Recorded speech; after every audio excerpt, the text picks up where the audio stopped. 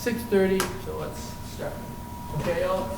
Yeah. I pledge allegiance To the flag of the United States of America and to the republic for which it stands, one nation, under God, indivisible, with liberty and justice for all.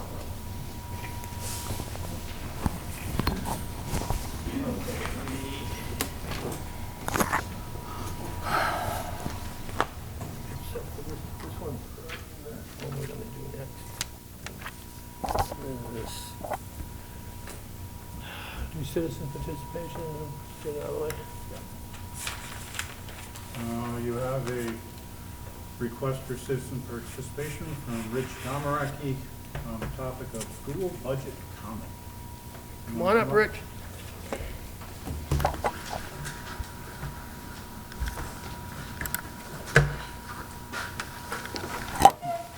Rich Domaraki, Bachelor Street.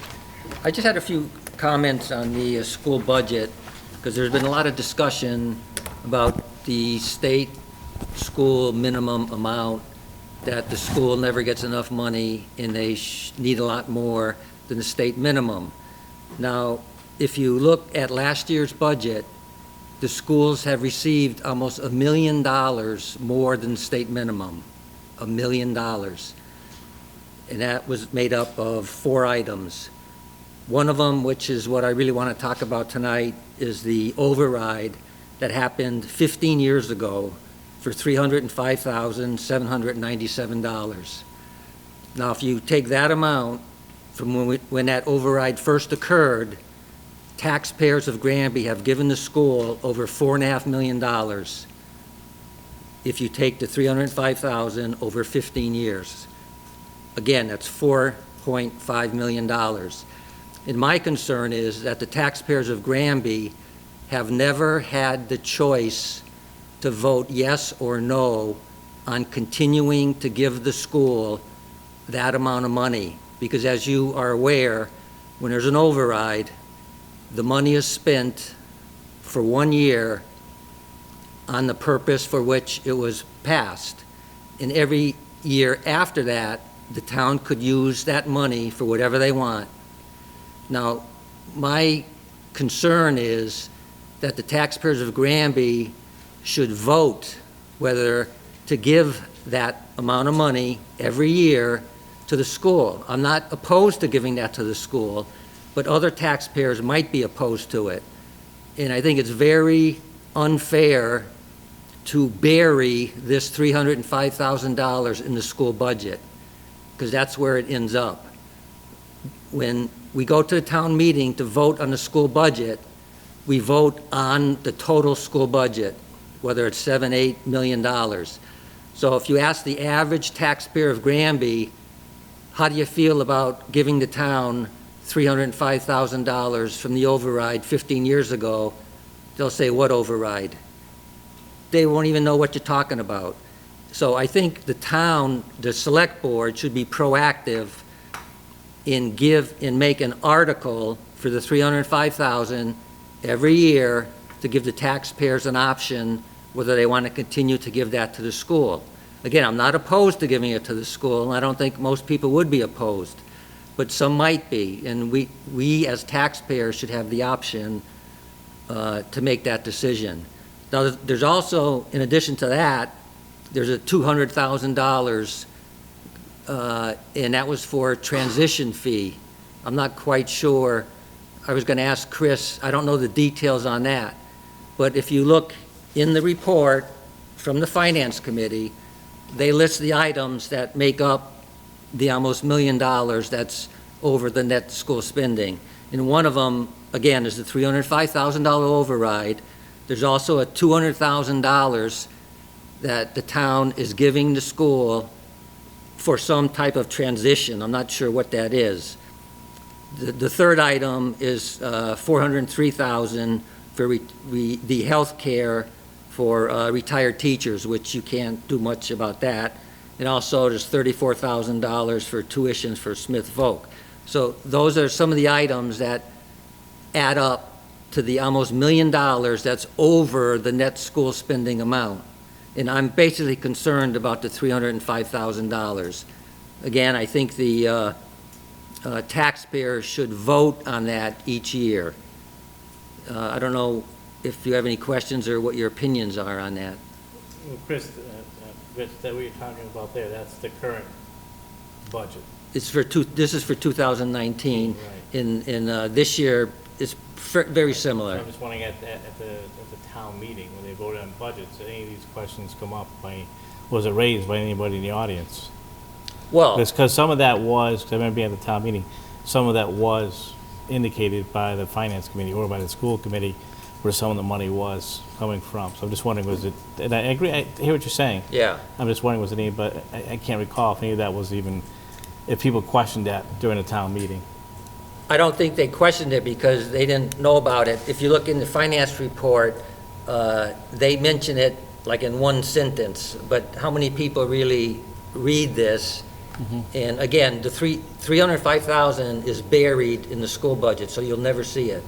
When we pass the school budget, the amount for the retired health insurance, retired teachers, that's a separate article. But even then, that amount is buried in with the town retirement. Yeah, and the reason I bring it up, Rich, because I mean, I don't know if it was last or the year before, sitting on this board about the $305,000 that came up in a discussion with the finance committee, and that was well known going into it. I remember, I can't speak, it was this past year or the year before, but I remember it coming up, and I remember it being discussed through the finance committee, the select board, and I remember coming up with the school committee because we all met together at one point. Yeah, but that's the problem I have, Glenn, because the finance committee discusses it with you guys may discuss it with the school, but when we go to the town meeting, people aren't aware of it. That's the problem. But I thought it, but again, like I said, I thought it came up in the report, I thought it came up. Well, it came up in the Right, report, so- like I say, but when it's presented as an article, you'll Yeah. never see it. No, I hear what you're saying, I do. So- I do understand that, but I'm just saying, I'm just concerned saying it was buried, because all the meetings are public, they're all recorded, and I remember that being discussed at one particular meeting, 305,000, so I'm not Yeah. disputing it, I'm just saying, using the word that was buried, that kind of just, I don't know if it was actually buried in there, because people do know about it, but, and I do understand what you're saying, because people at one point, 15 years ago, voted for it, Yeah. and it's still something that's reoccurring every year. Well, I think that's the problem. Every year after that first year, maybe people are aware of it for a few years, but then year after year after year, people might view it differently as they go Some along. people didn't live here 15 years ago, 10 years ago, 5 years ago. Yeah. Right, right. Well, if you want to comment from me, all I'll say is my personal opinion is anything over net school spending should be an article.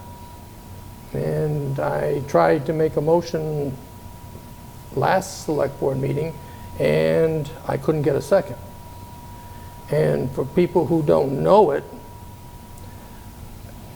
the lump sum that the school gets at the annual town meeting, the town still pays for other things.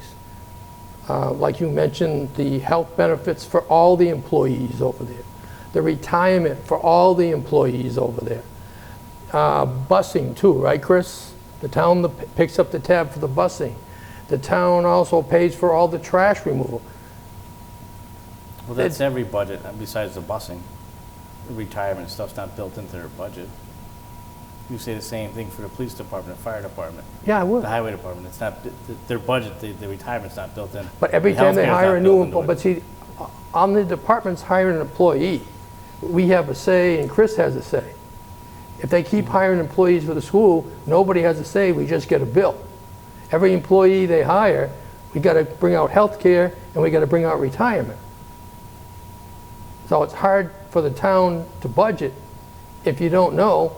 And then if you look in 2016, the school, just for the administrative, it was $400,000. This year, for 2020, just for administrative, it's $800,000. So they went up $100,000 every year. I'm curious to see for their 21 budget, just for their administrative staff, and what they're going to budget for. I have no idea. But I think that's way too much. Well, I think that's questions for the school committee, and have the school committee Yeah. answer it. Well, As to why that keeps on going up, there's a reason behind it. well, we have asked, or I have asked questions before and not been answered. Well, all I can say, Jay, is I'd make them answer it. They're elected officials. They should be answering it, just like we have to answer things. Well, I've asked them at the annual special town meeting, and you can ask Lynn Mercier, they didn't answer it. They danced around it, but they didn't answer it. Another comment I have, when we go to the town meeting, and you look at the line item where it says school budget, I think it was like 7 or 8 million, if I remember correctly. It's actually 12 million. Yes, it is. And people should know that. If there's a number of items that are buried in other articles, and in the 403,000 for retired teachers' health insurance is a perfect example. You don't see that in the school budget.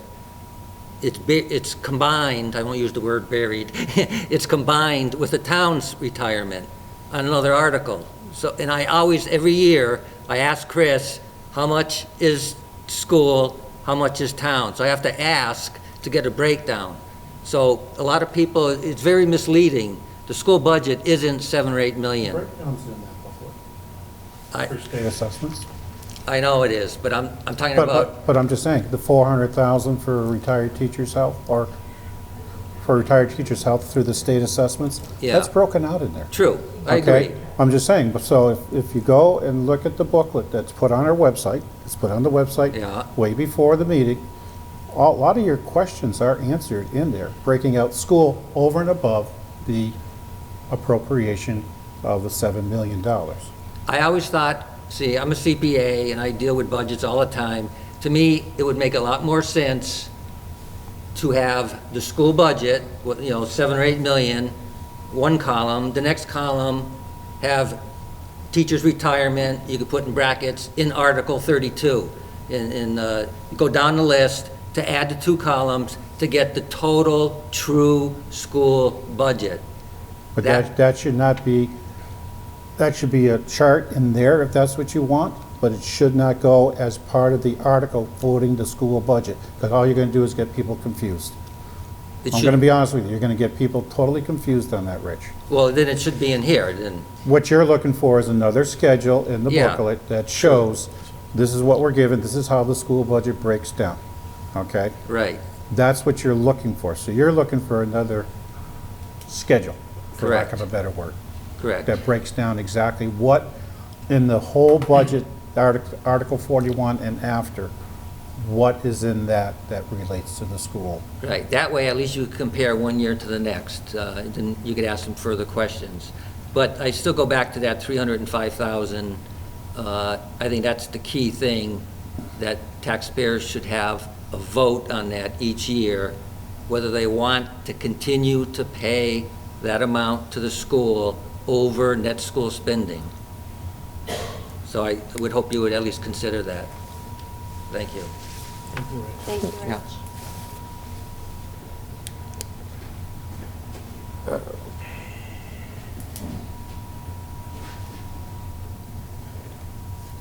Should have put it up on my computer. You want to do me now, or? Yeah, we'll do you now. If I put it up on the screen, but then I can't check it off. It's done.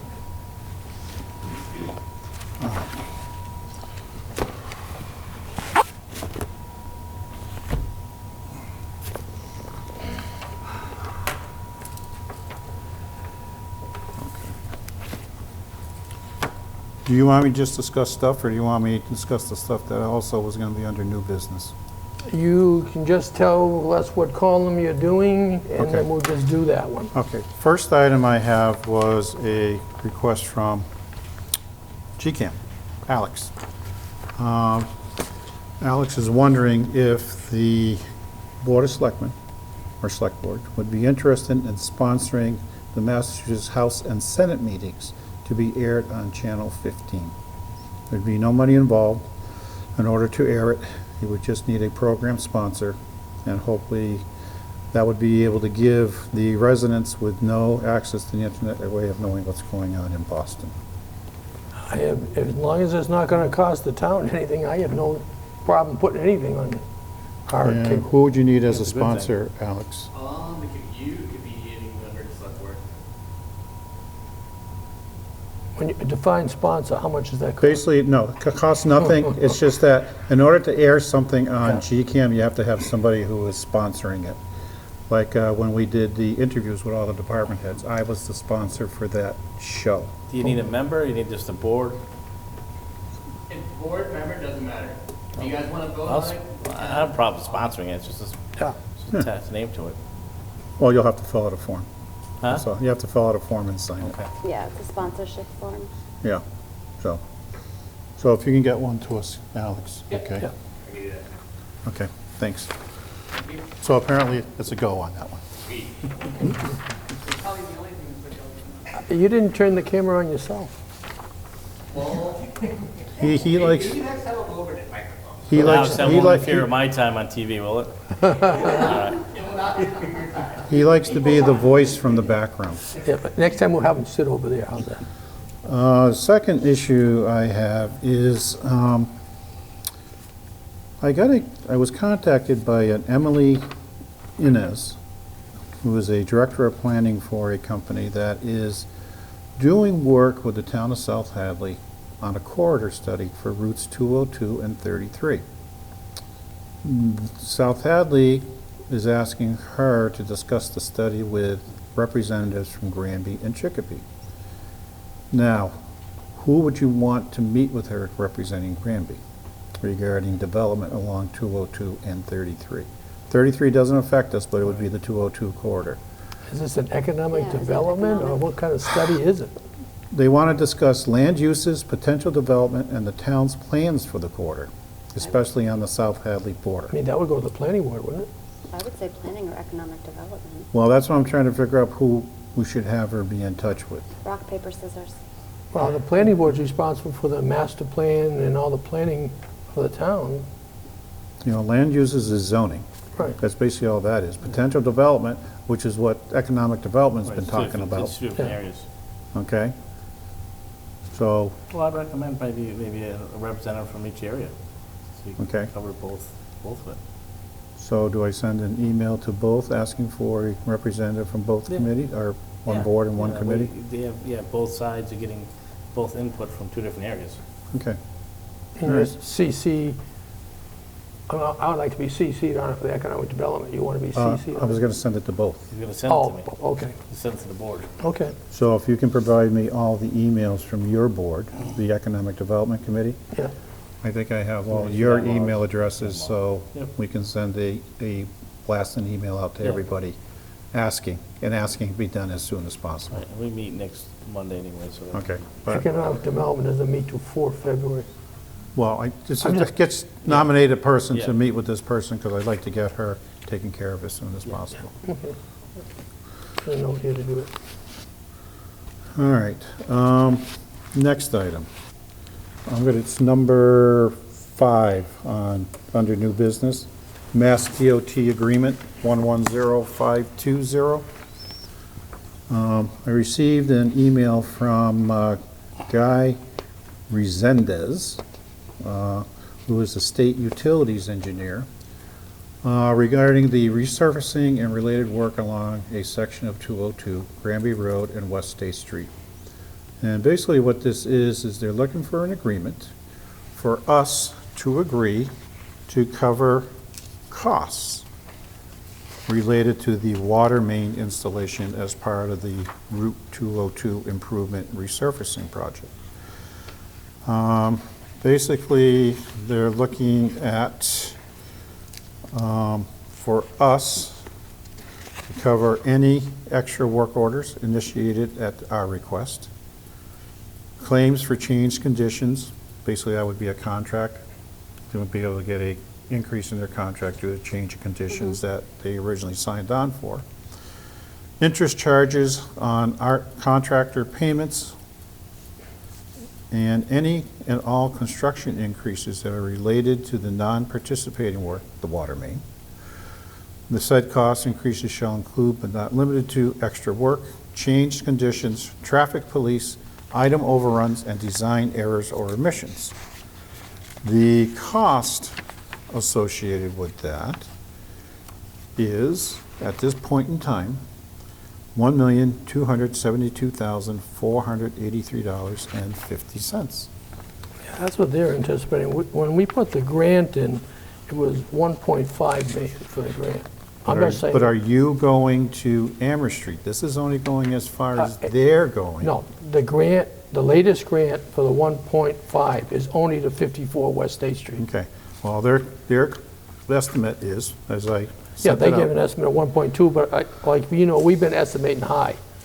Well, the issue is does the town of Granby want to sign this contract, assuming these costs? Well, as a non-participating, we have to agree to those costs before to be paid for, correct? So are you willing to sign this contract with Mass DOT, saying you will be responsible for these costs? Well, I think we've already voted on that and said we would be by going forward with the water main project. And if we don't get the grant for the MVP, then the people will be asked very simple, do you want to continue or do you want to drop it here? But the problem we're going to have Go ahead.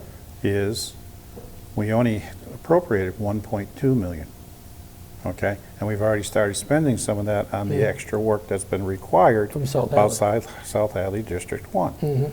The other concern is we still don't have a commitment for water from South Hadley District 1. Not in writing. They said they give us 100,000 gallons a day, but there's nothing in writing because they want to see the plans before they'll put it in writing. That's what I'm told.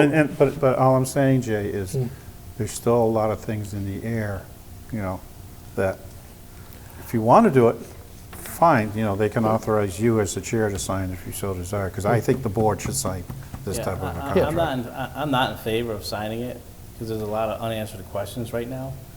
And we have no agreement with South Hadley for water yet, except a verbal agreement.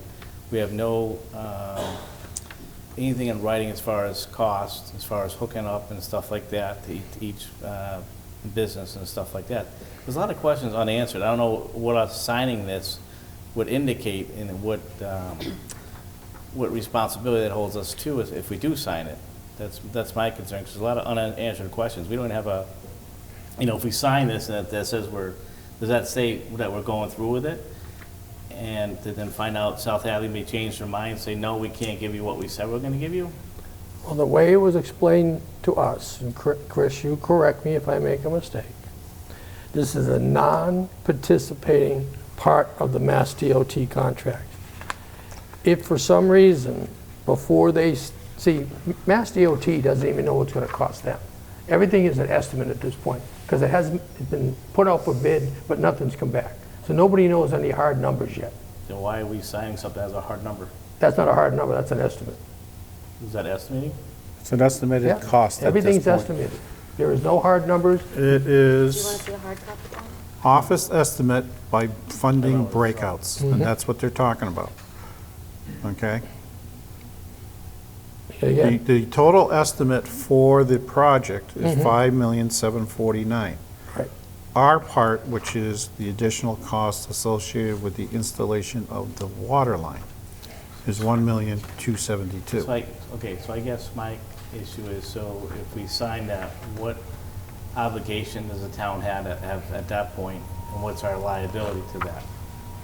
So if it comes back and it's costing more than what is, you know, they're saying 1.3, we've already put 1.2, and as Chris mentioned, we've already started spending that money on certain studies and Studies. stuff like that, so it's less than 1.2 we have now, so we're actually, according to them, which is an estimate of 1.3, we actually have less, that's actually more than what we have right now. So we With- don't actually have the appropriated funds to. Yeah, but we also put in for a grant for 1.5 million. And if you take out all the numbers of the in-kind expenses, after everything done, if this goes forward, and I say if, because if the non-participating final actual cost is more than anticipated, we can just pull out. We're not committed. Correct, Chris? That was my understanding. That's my understanding. Once the too. bids came in, we can either agree to accept or pull the Just project. pull the plug. Do we have any idea when the grants were going to be approved? It's supposed to be approved this month, January. The MVP is supposed to be approved this month. So we would know by this month. If we get an MVP grant, that's what we're told.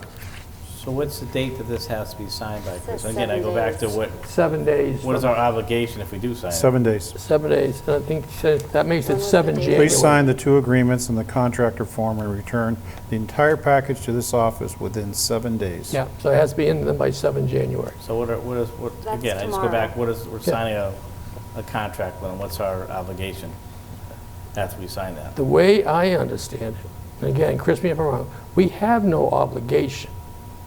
If we decide to pull the plug on this, when we get the final prices in, because again, everything to this point in time, whether it's Mass DOT side or our water pipe side, are only estimates. Nobody has come back with a hard price yet. So if they come back with a price, like for example, let's take the school. What was the estimate? Was it 30 million and it came in at 27 million, Chris? What? When they did the East Meadow Oh, School? the school? Yeah. Yeah, yeah, we had a $3 million savings. Yeah, so it's an estimate. So when you get the actual, it can come in higher or it can come in lower. Nobody knows till you get the actual. And until we get the actual cost of this pipeline, it's hard to make a decision. And the other part of it is, if we don't keep going with this, just forget the whole water completely for the town. Because it's not coming. Because once there's the link in the chain missing, it's not coming. So as long as it's not costing the town anything, and we can pull the plug at any time, I don't have a problem signing it. My concern is, when are we going to get written? We keep From asking, South Hadley, we keep because- asking South Hadley that, We can and sign every contract in the world, but if they say in the end, nope, sorry, not doing, where are we in that process? Like, what's the holdup? the last part, Mr. Mark, correct me if I'm wrong, that study they wanted for that hydraulic study that we funded, I haven't seen the results yet, have you? That was due before the end of the year, wasn't it? Yep, but I haven't seen the results yet, and South Hadley won't make a decision until they've seen that. So we have to do a Plus, I follow-up. don't think they've approved the final design work by Chapel, have they? No, because they got to do that pipe above the ground now instead of direct drill. And South Hadley, until they see everything, they're not going to sign anything. That's all. My concern is that what's our obligation if we do sign it? And there's no risk involved for us to sign it, doesn't it's just to sign it, then doesn't say I'm not anything. opposed to that. That is what I've been told, Greg. I'm Glenn, I'm sorry. Don't change my name. As a non-participating, and as Chris stated, we've been told, once Mass DOT gets their actual cost, we'll get our actual cost. If we don't like our actual cost, We can say no. we say no, have a nice day. And then the only thing we've lost is the money that we spent up to this point. Do we have that in writing? No. Okay. All right, let me ask you this question. Mhm. Does the board want to authorize Jay to sign it? But we won't submit it pending an email to the project manager, Filbert Yee, and asking if at some point in the future anything falls through, can this agreement be null and void? Is that the question you're really asking? Yes. Yeah. That's the question. So, because the board isn't meeting again for another 2 weeks, which will be way past the 7 days. Right, that's just my concern. Which It's a is risk tomorrow, factor the for town. 7th. But do you want to allow him to sign it?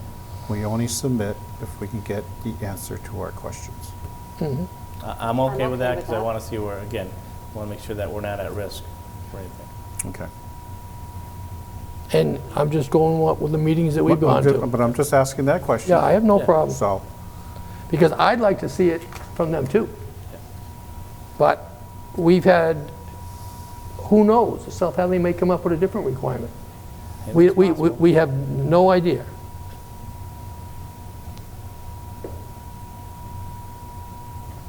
I'll make a motion that we allow Jay Joyce to sign off on the Mass DOT, what's the actual official name of it? Agreement number 110520, non-participating agreement. Agreement number 110520, non-participating agreement with an email being sent to, Guy. was it Guy that was being sent? No, it's Filbert Yee. Filbert E., which would say our obligation if something falls through, that this particular contract will be null and void. I'll second the motion. Any more discussion on the motion on the table from Mass DOT? Okay, can I ask a question? Yeah? You said we could pull out of the deal if the price comes back too high, correct? They said that we could pull out of that deal for any reason we desired. That was my question. Could it be for any reason? That's what Chris and I have been told. Because we're non-participating, we're not locked in with Mass DOT, we're side by side. Mass DOT is paying for all the contracting, going out and doing all the bidding for us, then they're gonna get two prices. They're gonna get their price, then we're gonna get an actual price bid from a contractor. And what Chris and I have been told, if you don't like the price, you can say, forget it. Well, we could pull off for any reason, not just price. Right, any reason. Okay, thank you. Yeah. And that's based on what the That email will be was talking about. clarified In the email. email that we are sending. I'm saying, that's what we've been told. That's what we've been told. But now, again, time is marching on. We don't have it in writing yet. We don't have the study back to give South Hadley for the plan so they can sign it off. So, and if we don't go through it with the 5-year rule and they start paving Route 202, the water project in Granby is dead. Correct? It is correct. I mean, if you can't get the source of the water, it's dead. It's not dead. It's not dead, it's just delayed. It's delayed and costs a lot more money. Yeah, more money than we could ever afford. So, We cannot do this project without in-kind funds. No. can you call for the vote? Can you call for the vote? Okay, I'm sorry. Okay. All in favor, say aye. Aye. Aye. 3 ayes. 2 copies they need signed by him. 2 copies. Top line at the bottom there, Jack. Okay, you want me to print my name below what I No, think? we can print it for you. Okay. You want the middle initial or not? Oh, just sign. That's up to you. Okay, if it's up to me, I don't use it. Because a lot of times Chris gives me stuff with middle initial and I do put it in there. You're right there, just in case you couldn't see it. It is hard, that's why it's so far away from me. Pointing to it. I feel like I got my cataracts done again. There you go.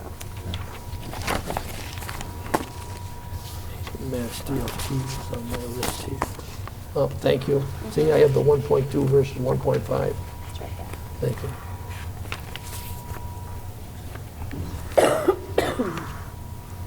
Check it out on this one here, number 5.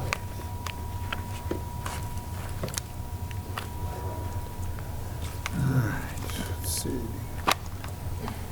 Curbside collection, Oh, number 3. number 3. I got that in here also.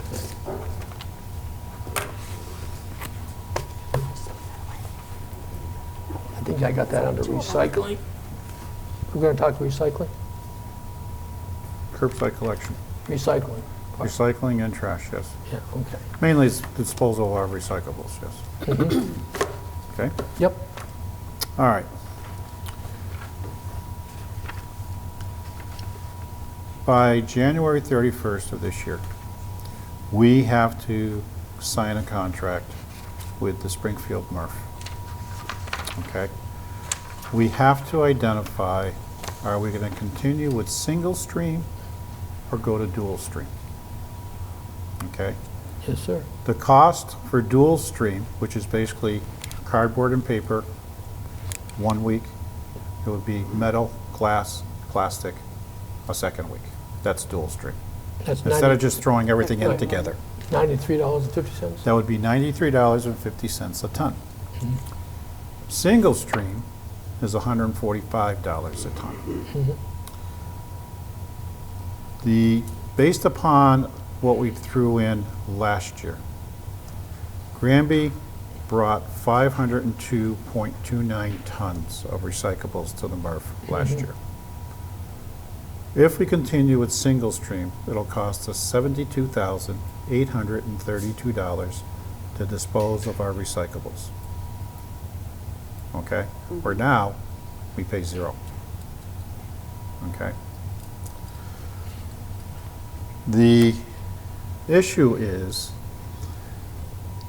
under the new contract, if, under single stream or dual stream, it falls below a certain tonnage as outlined in one of the items I forwarded to you, Yep. then either dual stream or single stream can disappear, not be offered anymore. When I spoke with Steve Ellis at Mass DEP regarding each of the different projects or ways of disposing, he is concerned that the city of Springfield is planning on stopping single stream disposal. Okay? And he also even talked about going out on their own, even for dual stream, and putting out their own contract. So they won't be participating at the MRF. By them pulling their single stream out, it's going to fall below that threshold where we won't be able to use single stream at all, because it won't be offered per the new contract. Okay. When I spoke with Mr. Ellis, he recommended that we turn around and sign the single stream contract with the MRF, with the idea that we're going to use a 3-month process to re-educate people to go to dual stream. Because we all know that if you try and go straight from single stream to dual stream, there's going to be issues that people are going to throw stuff in that they shouldn't one week or the other week, and basically it's going to end up being a rejected load, and we'll be fined on the load. Okay? What I'm asking the board is, should we sign the single stream and start the dual stream prior to July 1 to give us that lead time for people to get used to doing cardboard and paper 1 week, metal, glass, plastic the other week? Hey, I got a couple of notes here for that, same thing you're saying. Okay? I think we should start with dual stream. And is it possible that we can get containers that say on it, or remember those stickers we used to have? I don't know about the stickers, but I guess we could try and see if we can get them made up. I don't know. I'm just asking a question. I don't know. I don't know the answer to that. Yeah. I'm sure you can go to any company and have stickers made up. Right, and if they put them on that bin, that this is cardboard only or something like this, and this is glass and metal, then hopefully they'll get the idea, know which bin to put it in, and then they put it out the appropriate week. But the issue is a lot of people use barrels in addition to those, Right. and you're Yep. going to have problems with that. And Yeah, you're right. and that's all I'm saying. I'm not trying to say no to it, Jay. We're just trying to figure our way around this. So by doing the single stream, we can have the lead time to re-educate Yes. and get people into a new habit before it starts to actually hurt. Because if we sign the dual stream You're locked. and it's a contaminated load, They reject it, and I We- thought, yeah. up to $300 fine? yeah, Yeah, no. thank you. okay? Okay. So that's the issue that I'm having. And even Mr. Ellis recommended we sign single stream, convert to dual stream, have the dual stream, but deliver it to single stream spot until we can get, hopefully, to a spot where people are following the dual stream rules and regs. I agree, I have a question. okay. My thing is, I have grain bags. Right now, they do grain bags, and they just go in. Is that just trash? We're talking recycling here now. It's recyclable Okay. green bags.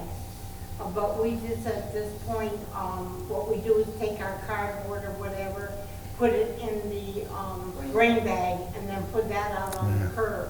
That won't be allowed. No, that won't be allowed. That won't be allowed. I won't be able to do that anymore. No, No. ma'am. No, ma'am. Because that'll be mixing plastic with cardboard paper. And that won't be allowed. That'll be considered. No. That, we put, it's paper and paper technically. It's like having a. Is your paper green bag, your green bag is paper? Yep, it's Okay, recyclable. then yes, you could do that. We could You still- can continue to do that, We could still do that. Okay. but for paper only. Right, for Okay. paper only, Yes, yeah. okay. Yeah, no, that, it's never used as a trash container. Okay. It's used for. Well, my concern is, do you currently throw like your glass plastics? No, we never No. do, and no. Okay. So, yes, you could continue to do that as long as it's paper, going in paper, Okay. or cardboard, Yeah. okay? So Yes. we can stay with single stream, and we can convert to dual stream even if they Yes. don't do away with single? Yes, Okay. because I also talked to him about that we could eventually convert over to the dual stream Well, dual contract. stream is cheaper. That's correct. Yes. Correct. And that would be the But incentive. the problem we're having right now, people are so used to throwing everything in together. Yeah, but didn't we used to separate a few Yes, years we ago? used to, Right. but it's been like 3 years since we did that. Well, we did it before, let's do it again. But it's still an education thing to Yeah. get used to separating again, Right. okay? Yep. That's the concern that we have, because if there's contamination, someone throws plastic in with paper or paper in with plastic, it's now a contaminated load, and we're fined for that load. Another $300, in addition to the tonnage fee.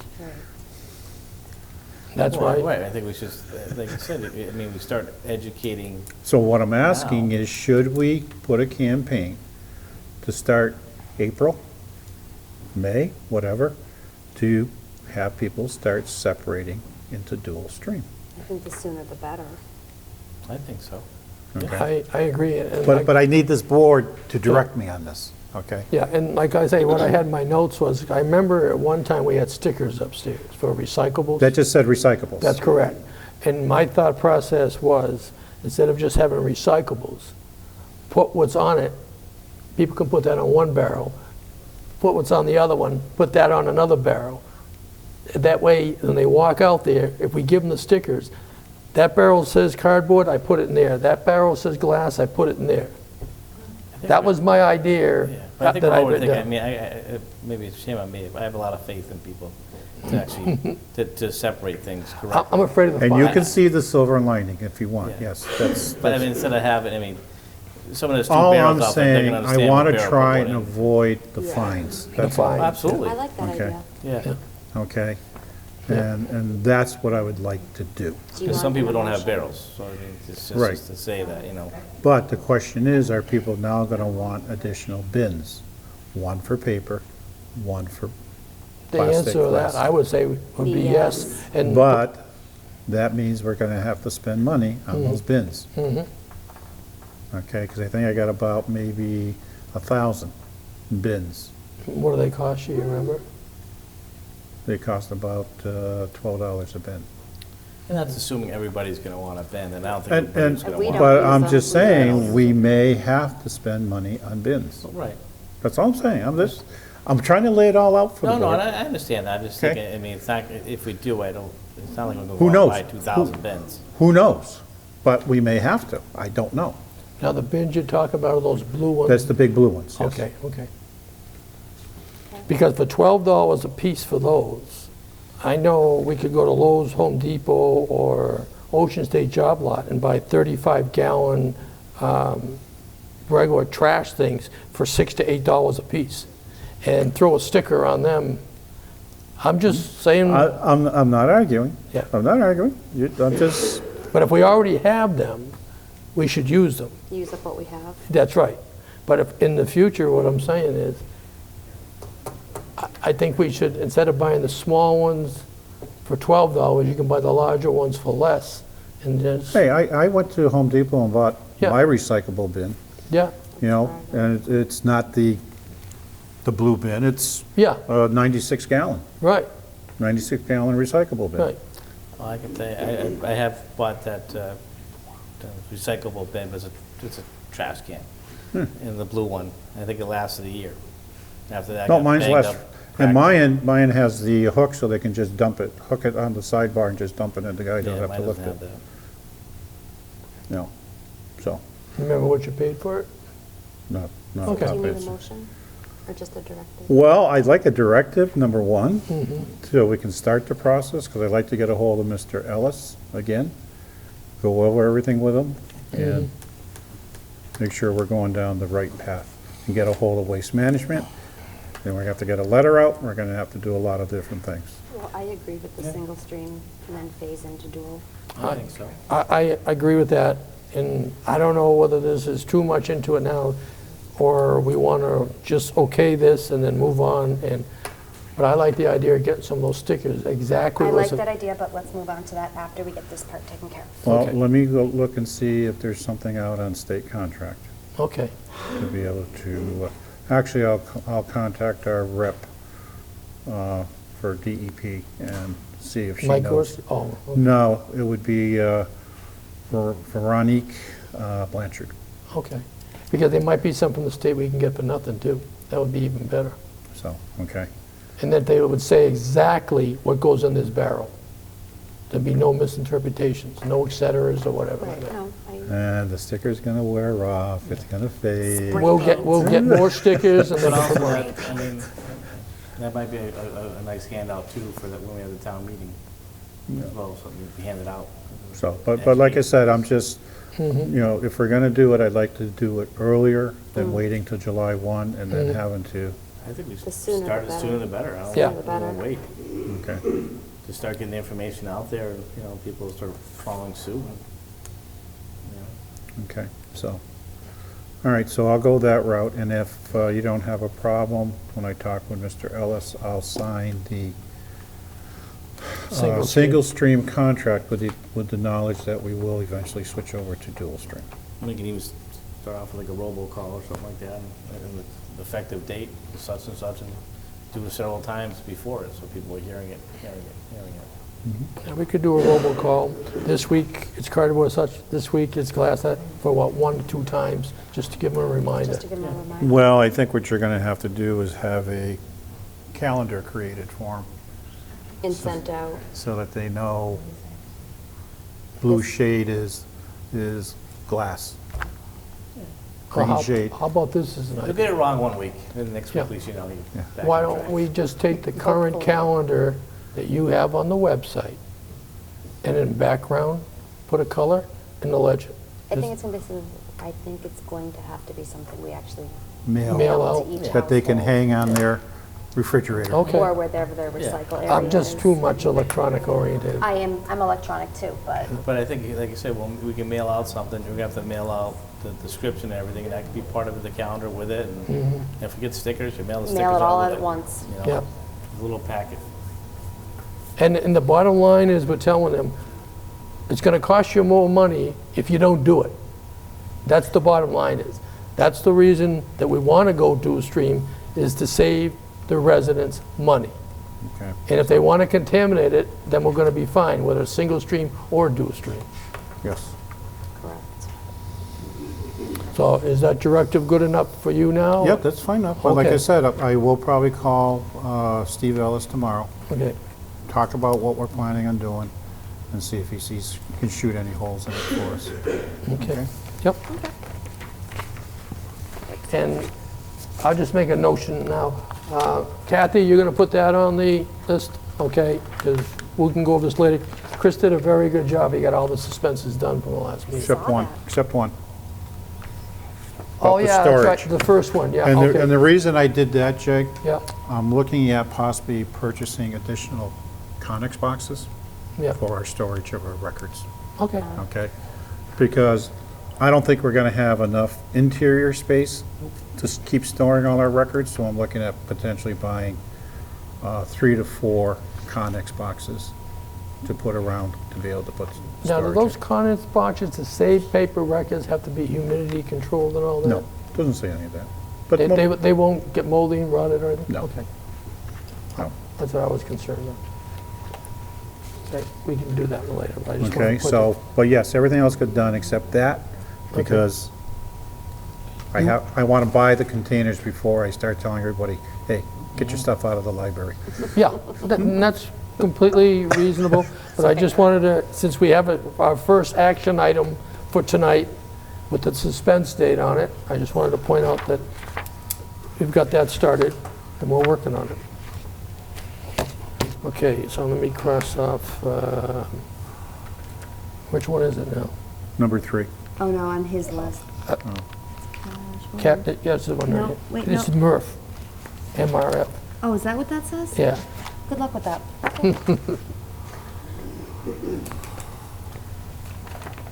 Maybe I should number them, which one it is, but when I go through and do all my reading, I make Just make your notes. notes. I make notes on each thing, and if I have a question on it.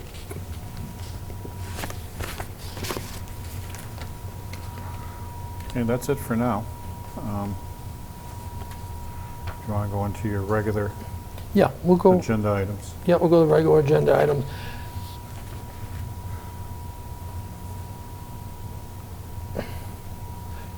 You want to go to department reports to begin with? Or? Everybody read them, or do they need to read them? I'm all set. I'm all set. Yes, even the ones that came out today, I've read already.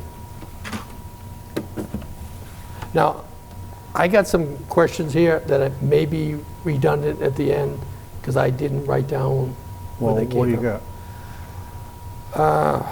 Okay, I'll just do it quick. Dufresne's Park, and I did read Jeremy's stuff about closing Taylor Street and closing Kendall Street because of the illegal dumping and because of the muddy, unpassable Taylor Street. Okay? Mainly due to the condition of the grounds, we don't want anybody to get stuck out there. Right. I had a question on that too, because Okay. I thought Kendall was already closed so that they weren't tearing up the field. No, Kendall got closed because people are dumping Illegal Christmas dump- trees there. Yeah, illegal dumping. Okay. I saw a Christmas tree there the other day. Instead of bringing them to the goat farm that the person advertised about, they're dropping them off there. Yeah, there's one on Morgan Street too. Somebody just came in trouble. Now, is Dufresne's Park going to be reopened? Yes. Okay. Hopefully, we're going to start reopening it after today, the Epiphany, because a lot of people keep their Okay. trees up until then. Okay. And then, Reopening, okay. The next thing I had, You know, quickly, what bothers me about that is that we negatively impact the people that do things right. you're Yes. right. by doing that. but the They're the people that problem get is, penalized. Well, I but the know. problem is what do we do with the trees? No, I understand that.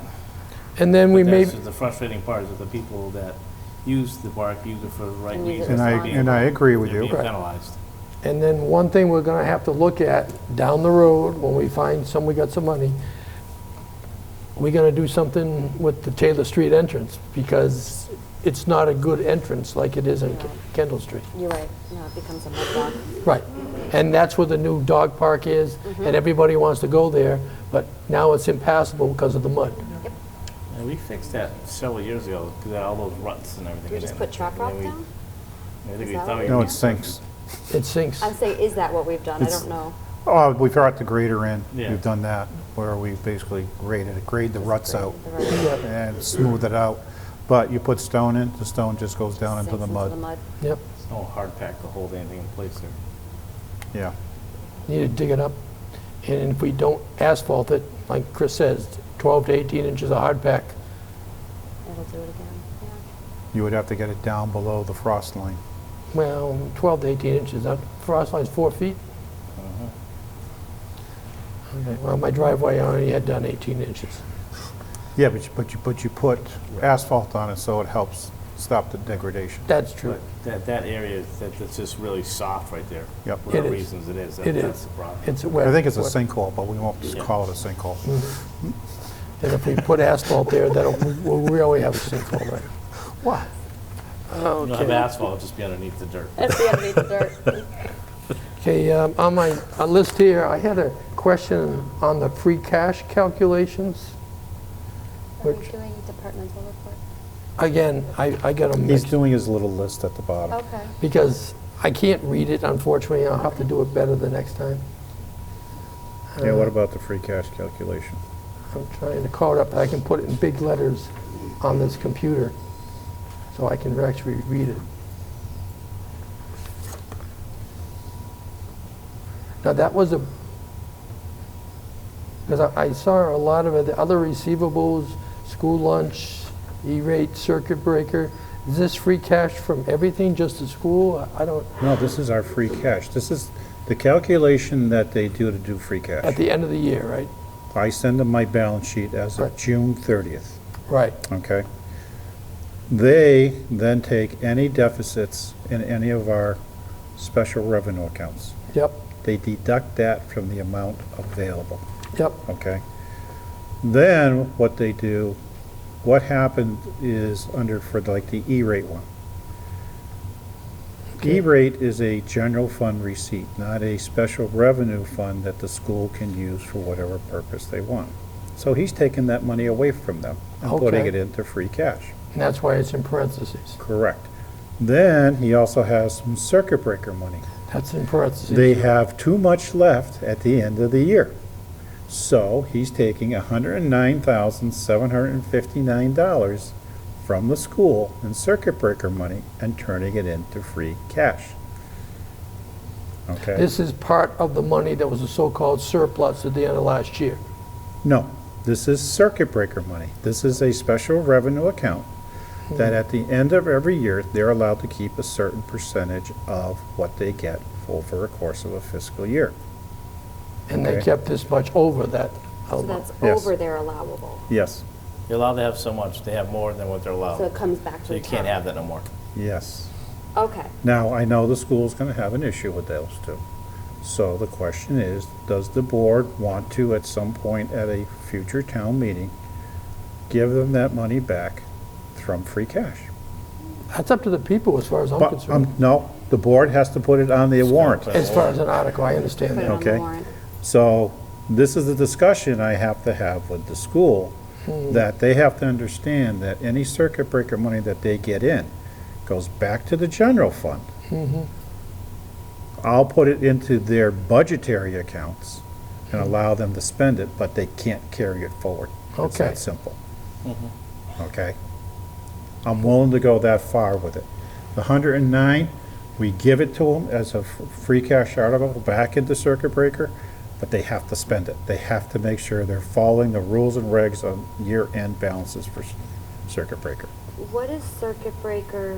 Special, That's Is the- it- is it That's the special special needs, you know, the Okay. circuit circuit breaker is if you spend more than the state average, you get that money back from the state. I thought it had to do with that, but I just wanted to clarify that. It's just like Okay. a circuit breaker in your house, you're controlling the outflow of expenses by the state picking up anything It's over not and my above. circuit breaker does. no, but they It call stops, it, it stops the power. It stops the power if you have a short circuit. But basically, that's the easiest way to explain it for what they mean by the circuit breaker, so. and Desi's coming out here the week of the 27th to look at the special ed being done in Granby. Yeah. I never was notified of that. Yeah, there's an official notice. Every 2 to 3 years, I think. Every 3 they years. have to recertify. But I'm saying, I don't get that notice, No, so I the wouldn't. school probably got the notice, but it is Well, I hope posted. they did, Yeah, I hope they did too, it's Yeah. posted. so. Okay. Okay. Anything else, Jay, on your notes? No, there, it's Bill? just that, on my notes, I got a whole ton of notes, knowing me. The PVTA, they want $48,909. I had a question about that. Per their audit, that's what they're allowed. We're paying them $3,900 a month. If we don't even have a bus stop in our town. That was my question. How many stops do we have? None, So Then why are we why are we involved paying in them? this? because we belong to the PVTA. How do we get out of it? I have no idea. Well, That's my question. Same thing. Why, if they won't give us a bus stop, why are we giving But them we any get money money? back too because of the 5 college buses that go through Granby. how much do we get back? About 20 grand. Yeah, but we're still in the hole. So they're saying that our assessment will be roughly 49,000. And of that, we get back probably 20, So we're 22? paying them, 28. so 28,000 to not have any services? Who knows if we get a demand again in town? We used to have 3 stops in town. So I guess my question is if we do away with it, and down the road, we want to have a stop back in Granby because it costs us Couldn't X. we reestablish? Well, that's what I'm wondering. No, they say, no, it's going to cost you this to do it now. Probably. That's probably what'll happen. Or should we just... Because we used to have 3 stops. Right, should we just, I mean, at this point, should we just force the issue with them and say, we want stops? If we're going to pay for it, then give us some stops, and whether people are somebody's using it there or or not, there's a But stop. the problem becomes is when they're looking at routes I know. to control their costs, they look at ridership on each of the routes. So basically, they're getting free money from us because they're not having to stop. Right. We don't have Because we don't riders. have the ridership in Granby. Personally, I'd get rid of it. Well, that's why I had questions on it, because when I saw that we didn't have any stops, I wrote it down as a question. Yeah, did you, how many stops in Granby? Yeah. Because I think 116, 116, I think, may have a stop over there. 116 does have one on the Granby side, doesn't it? No, South Hadley South said. Hadley It has one side. on South- I swear there's one across from The Lynn Drive. condos At Lynn there? Drive. No, I don't think so. Not that I know of. I'll go drive by that. Because it's just the 116 corridor. We used to have one in the center of That town, could be right? 5 college stop. 5 college Is buses. it a 5 I college? believe so. I believe so. My girlfriend was in that one day, and I believe that's the bus that went up in Mass. Okay. Because I swore there was a stop on that side, but, okay. Could be, like I said, 5 colleges stop. So if we somehow opt out of the PVTA, does that affect the 5 colleges? Do we have to No, pay? we won't get money for the buses coming through anymore. That's okay. Yeah, because So we Costs us money. it costs us money. It costs us for- more money than for the bus not to come through here. That's right. We can look into it. Yeah. I would say we don't give them any money unless they're going to put a stop in for It Granby. comes That's as a cherry sheet assessment. We have no say. It's $3,900 a month right now. Yeah, no. So if it's a cherry seat assessment, and you try and tell me, Take 3,900, Right. take 4,000 at 12, fine, we're right, at 48. yeah. I understand what you're saying. And they can increase that by 2.5% every year. Which is what's allowed under the Proposition 2.5. Well, I guess research it as far as if it's something we can get out of. Yeah. What's, you know, What's the advantage of paying them the 48, or paying them the money each year? What's our advantage? I don't see an Like advantage. AAA, you pay for it and hope you never need it. Well, if I Life call insurance. AAA, they're coming. I call PVTA, I doubt if they're coming. Right, but how often do you have to? But they used to have a special needs bus that used to come to town. I have no idea. They used to have a small bus that used to come, but I think it used to go up by Aldrich. we should probably look into it to find out what it, if there's, maybe they're providing service. That we we're don't just know not aware about. of, That's right. too. I mean, that's a possibility.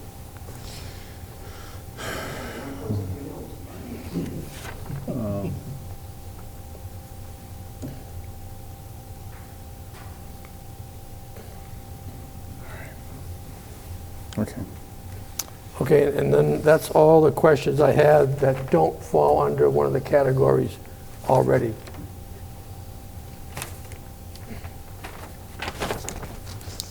So we have to make a motion on our department reports.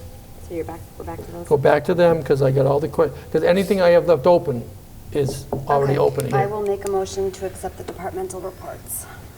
I'll second Jen's motion. Any more discussion about our department reports? Hearing none, all in favor say aye. Aye. 3 ayes, Kathy.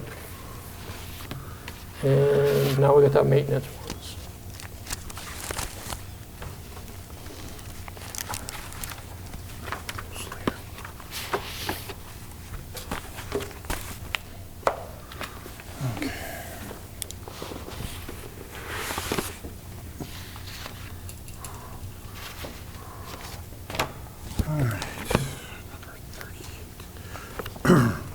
Okay, we have warrant number 38. This was issued on December 20th, 2019, in the amount of $324,615.03. That's a bill payment warrant. Then for December 20th, 2019, we have warrant number 38S for the school bills that weren't turned in time to be able to include with the other. of $153,091.55. Is that creating a lot of more work for you instead of just doing one Of warrant? course you are. Can we bill them for it? No. Nice try. Well, No. It- The it issue is send a this, message. the issue is, no, I sent a message to them. oh, you did send a message. No, the issue is warrant number 38. They gave me the warrant, the bills, on Thursday afternoon, okay? They had a teacher reimbursement check in there that they sent someone down from the school to pick up the check on Monday. I said, it hasn't been processed. Because number one, Mr. Nally had a personal issue. He wasn't in on Friday. Number two, it was in too late to be able to get into my warrant, because my warrant, all bills are due no later than noon on Tuesday. To give me time to process the bill, print the warrant, and get it to Mr. Nally for printing of checks. So this person came down looking for a reimbursement check, hasn't been processed. They had promised the teacher that they were going to get their check the Monday before Christmas. They did not get it. Okay? That, I think, was a strong message to them. And I also turned around and I said, in the past, I had told them that their bills were due in my office no later than noon on Tuesday. I was going to ask you to send them another message saying, hey, you got to noon on Tuesday to get them in. Okay? Because I have a personal life. I'm not going to automatically be doing them Wednesday afternoon or doing them every Thursday night to have them available for writing of checks on Friday, because Mr. Nally has a personal life too. Right, but we also have other things to do besides writing warrants. Yeah, and I usually do them at night at home. I don't do them here during the day because I'm doing town administrator business. And that's Okay. your accountant business. That's my accountant business, all right? So, you want to drop them off late? Catch as catch can. If I don't get to process them, guess what? They don't get As processed. long as they receive it in writing that they have to have them here by noontime on Tuesday, and they don't follow the rules, that's their problem. Okay? That's what happens when we get one of these with an S at the end. Okay? Well, that's why I asked, is it costing more work? Personally, it's not a lot of work, okay? Because I'm so used to working with the system, it takes maybe half an hour at the most to get everything done, okay? But the idea, people expect something on a certain time and not getting it. Yep. And don't make promises that you can't Can't keep, keep. okay? Warrant number 39 was issued 12/27. That's the payroll warrant for the amount of $414,809.82. Yeah, there are 12.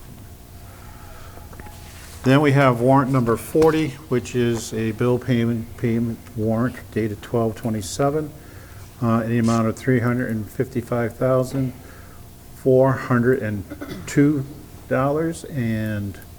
$355,402.41. 40, that's two of them, right?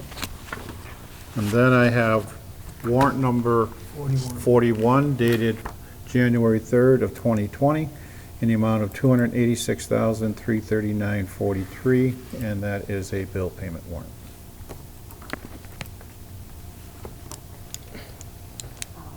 I will make a motion to approve warrants 38, 38S, 39, 40, and 41 for fiscal year 2020. Second Jen's motion. Any more discussion concerning this week's warrants? Hearing none, all in favor say aye. Aye. 3 ayes, Kathy.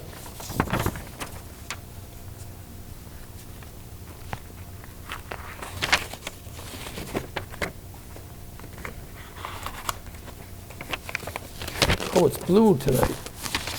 Yeah, apparently my purple is invisible. It disappeared. No, her signature disappeared on the Common Vics. It did. Really? The Yes. purple ink just disappeared.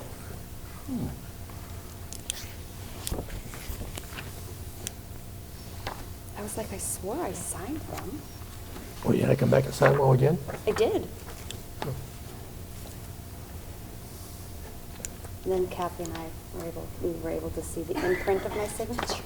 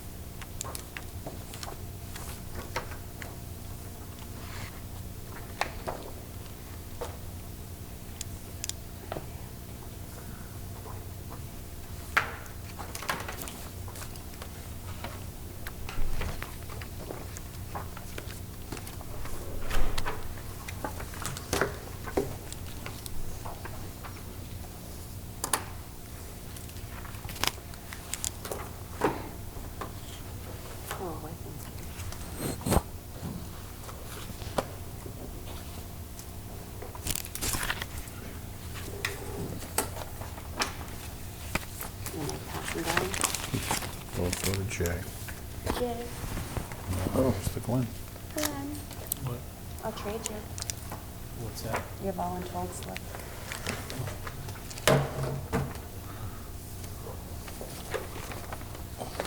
Thank you. Thank you.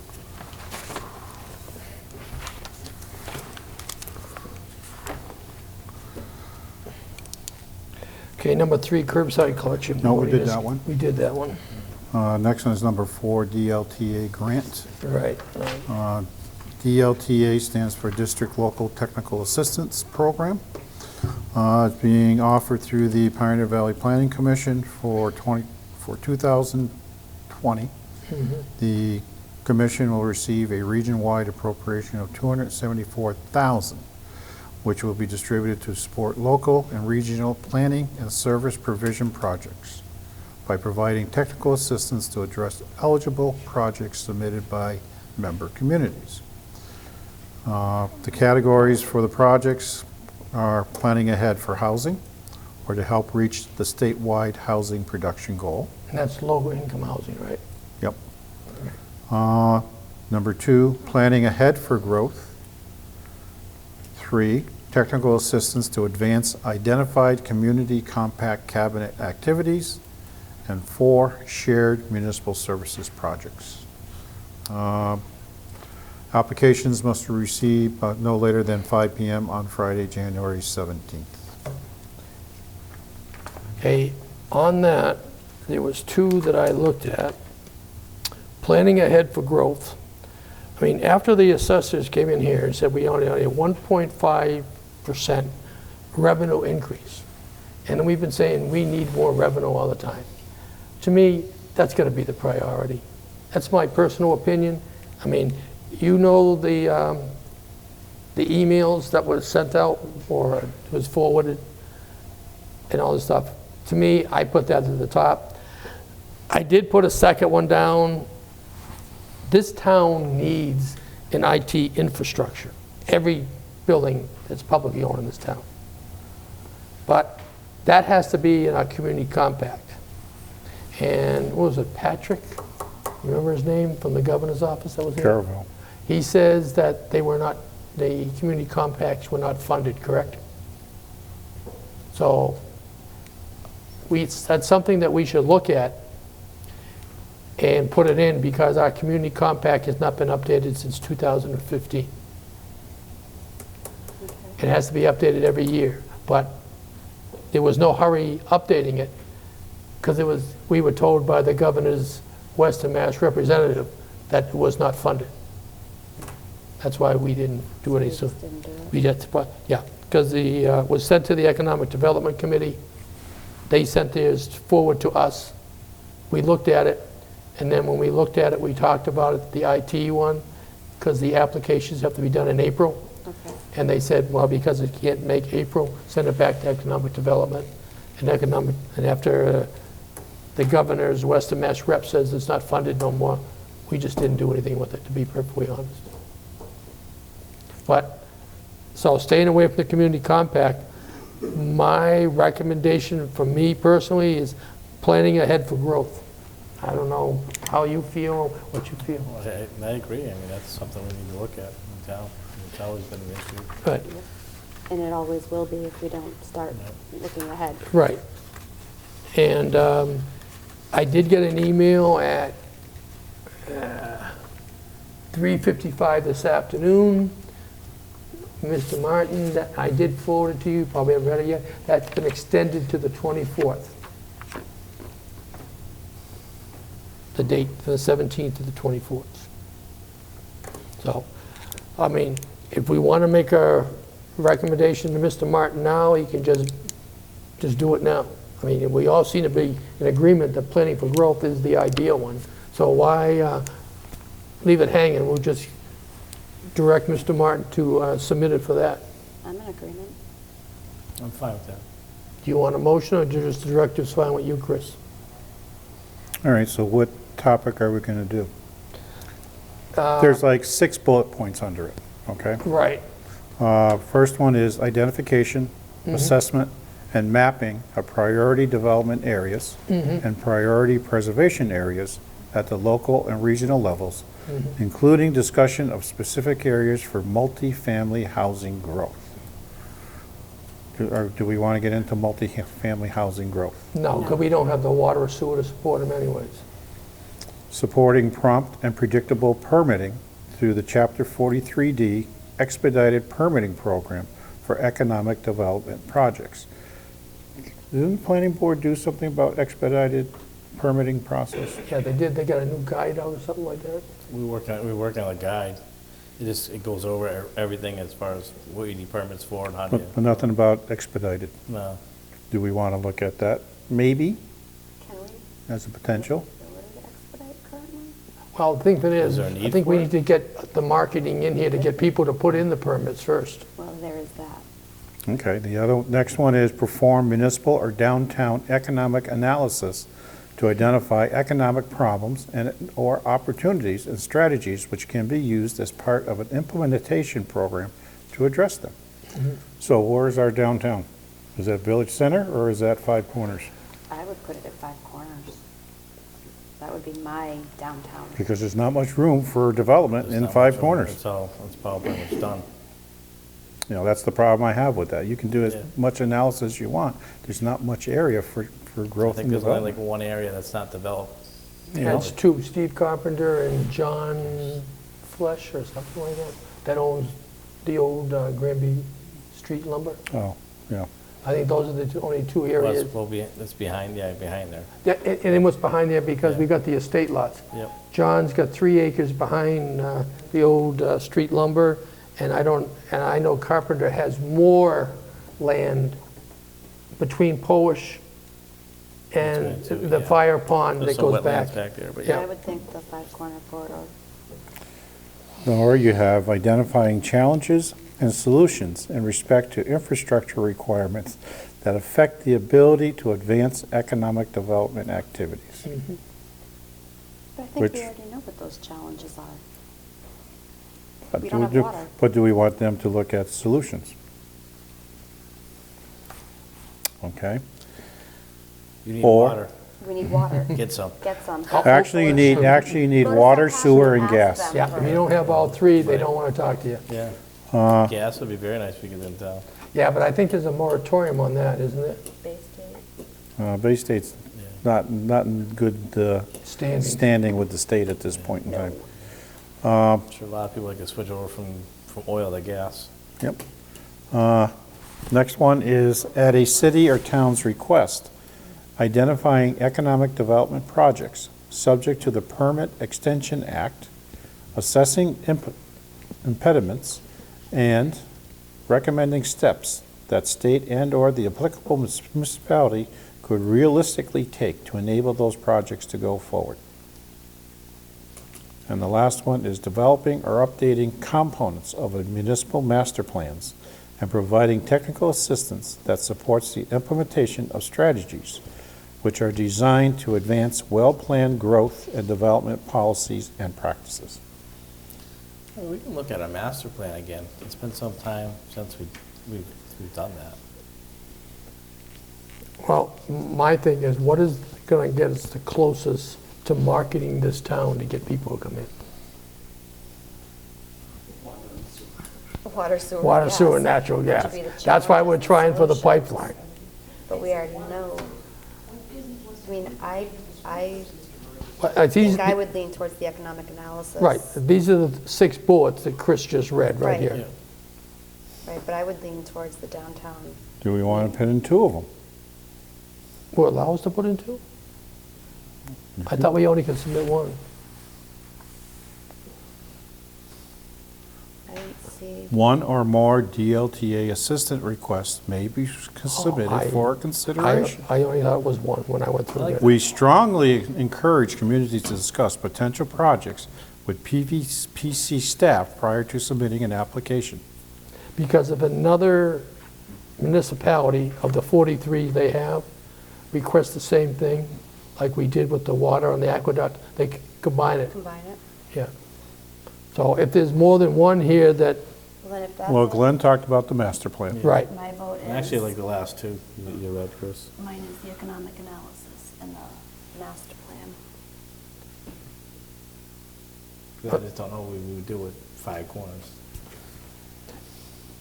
Right, because basically it would be doing the landowner's work for them. They should be out marketing their land if they want to put something there. Yeah. And I know Steve Carpenter is, because he keeps sending me emails, asking me when the water's coming. I said, when Governor Baker approves it. That's my response to Do him. you want to submit 1, 2, or 3 projects? Oh, that Jen wants to submit that. Yeah. Why should we submit? Submit all 3. If it allows us that, we'll submit 3. We got nothing to lose. But we'll stay under planning ahead for growth is our main idea. Because I don't think people are going to want to get into multifamily housing. No, No. no, because there's nothing to support it. There's no infrastructure to support it. No, I know, but I know Glenn had mentioned in the past that to get people to come to town there is a housing shortage.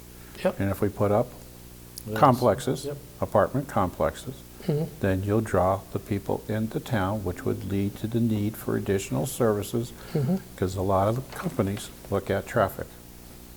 You're And right. if we don't have people here to visit their establishment, they're not going to build, That's exactly it. okay?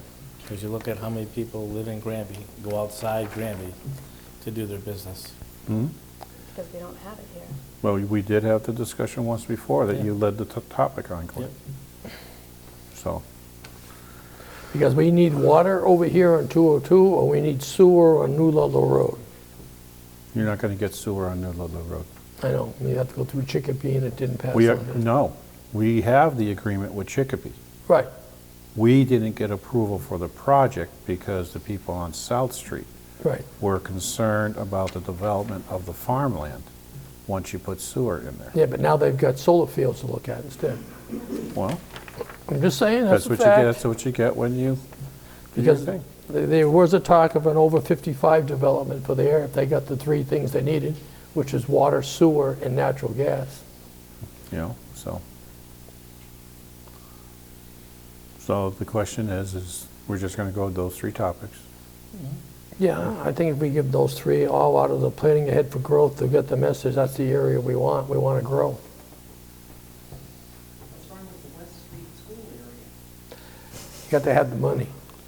They don't have water, they don't have sewer, and they don't have gas. That's There's not right. even sewer there. That's right. At least down here, we have sewer.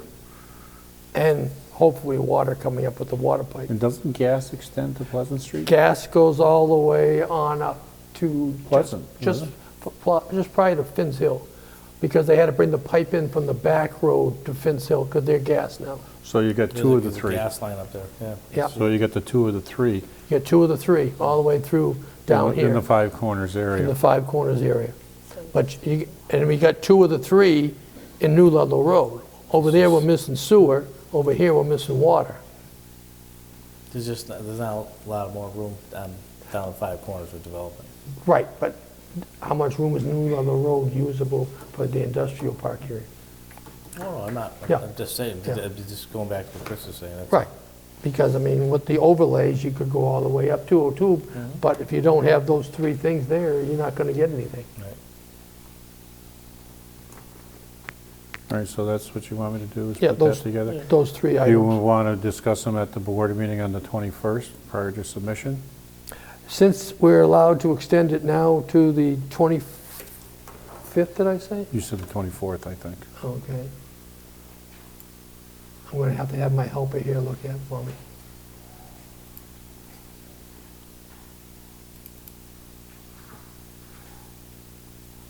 January 24th at 5 PM. So that way the board can review them. That's right, review what you got. I have no problem with that. But I know you don't have time to read it because you just didn't come in to 3-something this afternoon. So, all right? Okay. Yep. Action item. Another action item, Kathy. Okay, that takes care of our DLTA number 4. Okay, so I get that, got that. The common vic licenses.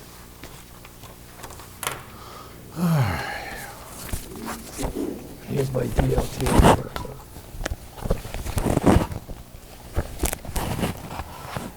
You want me to read them all, Jim? or- If you want, you like reading. Oh, I do? You do. You do so well at it. All right.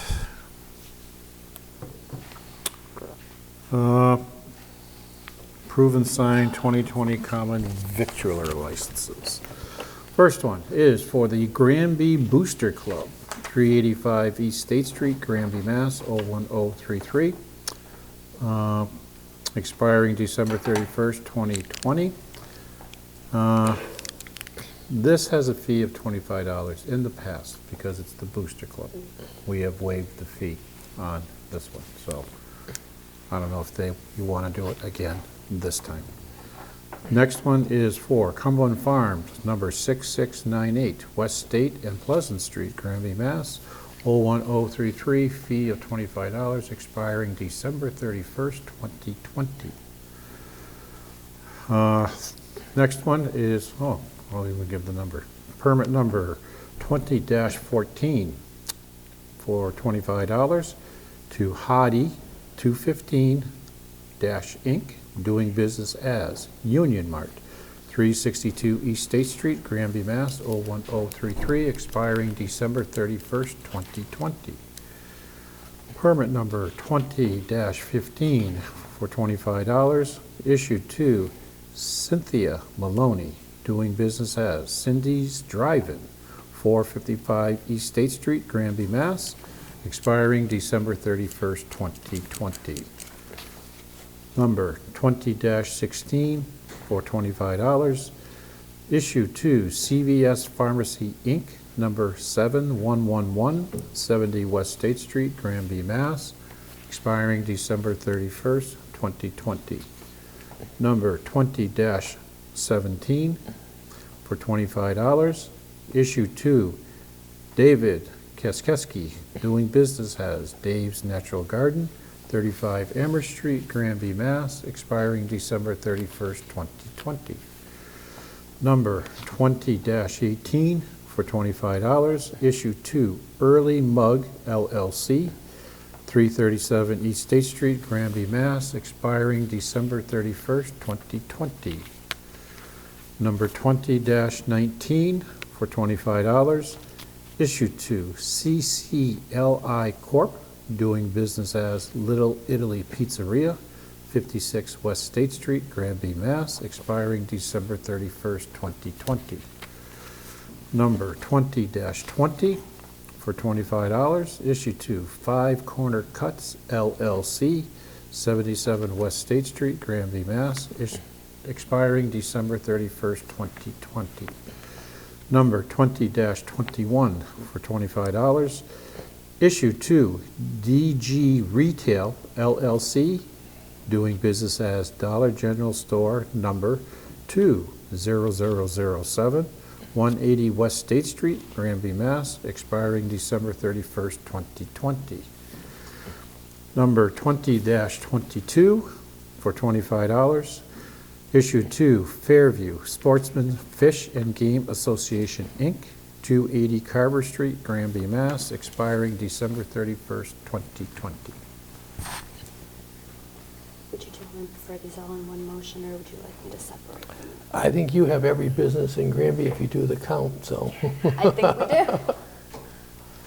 All right, well then, I will make a motion to approve common vic licenses 2012 for the Granby Booster Club with the $25 fee waived. 2013 for Cumberland Farms. 2014 for Union Mart. 2015 for Cindy's Drive-In. 2016 for CVS Pharmacy. 2017 for Dave's Natural Garden. 2018 for Early Mug. 2019 for Little Italy Pizzeria.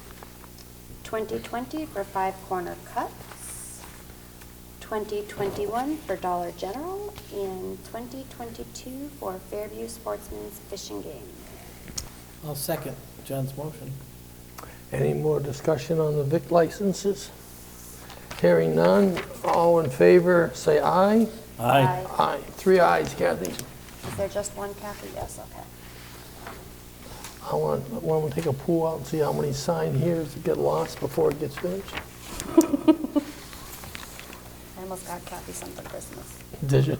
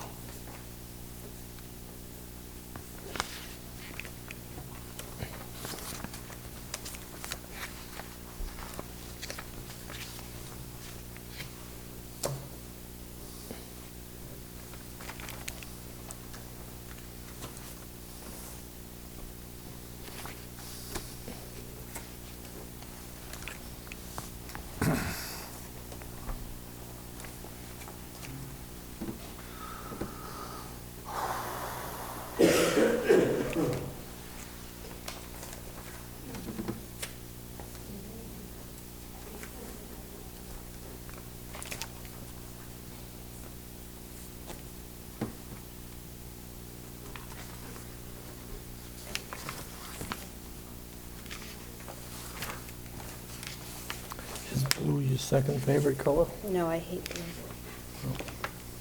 Pink is my next favorite, but I highly doubt the pink would show up. And pink could.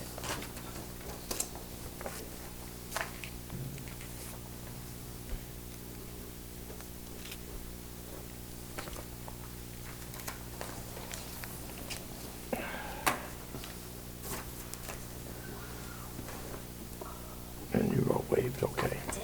I just I checking. remembered this time.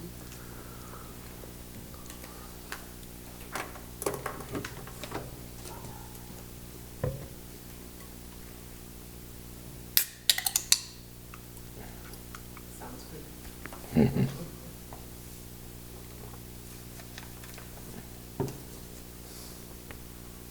need that copy. I'm just a water person. Oh, God. Likes his water flavored with hops. I haven't had a drink since 1996. I don't think there's any blood in my veins. I think it's pure caffeine.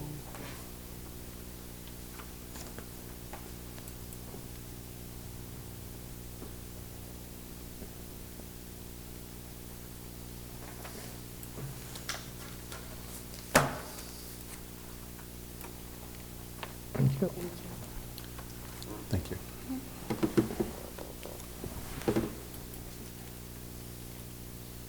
I see Kathy ran upstairs already and checked out the date of that. Did what? The update of the DOT, Oh, because I got a notice that she checked it. all right. Next one is affirm appointments, number 7.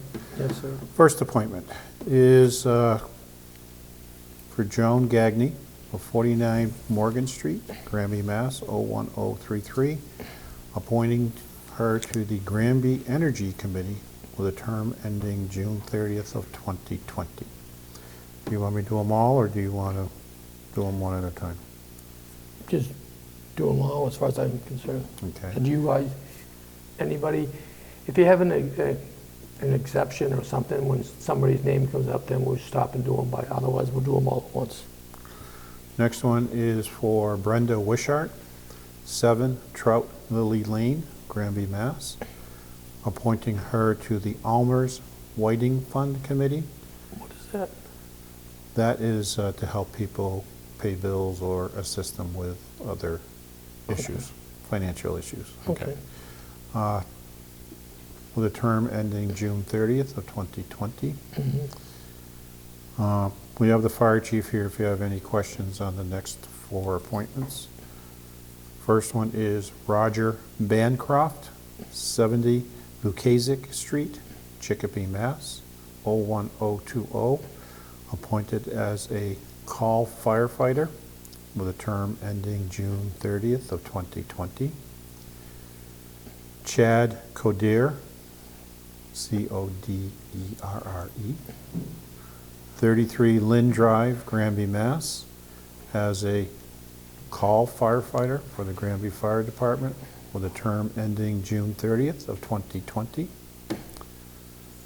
Ryan Sear, Cyr, 150 Bachelor Street, Granby, Mass., as a call firefighter EMT with a term ending June 30th, 2020. And Parker Nunez, 120 Columba Street, Chicopee, Mass., 01020, as a call firefighter to the Granby Fire Department with a term ending June 30th of 2020. I do have a question for the fire chief. Chief, can you come up, please?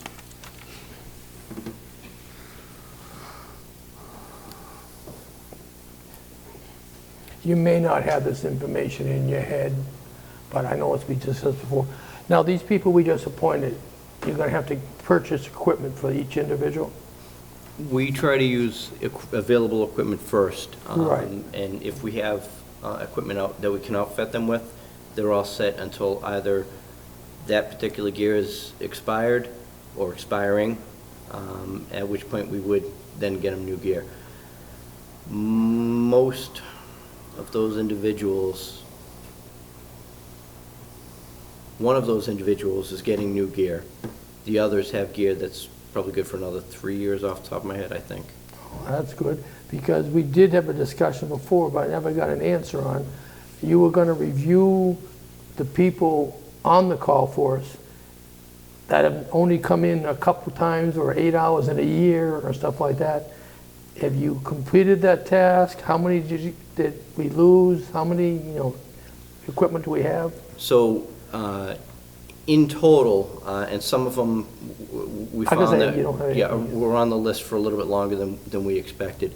In total, I think we have 7 people that we identified that don't meet the criteria established for response and training.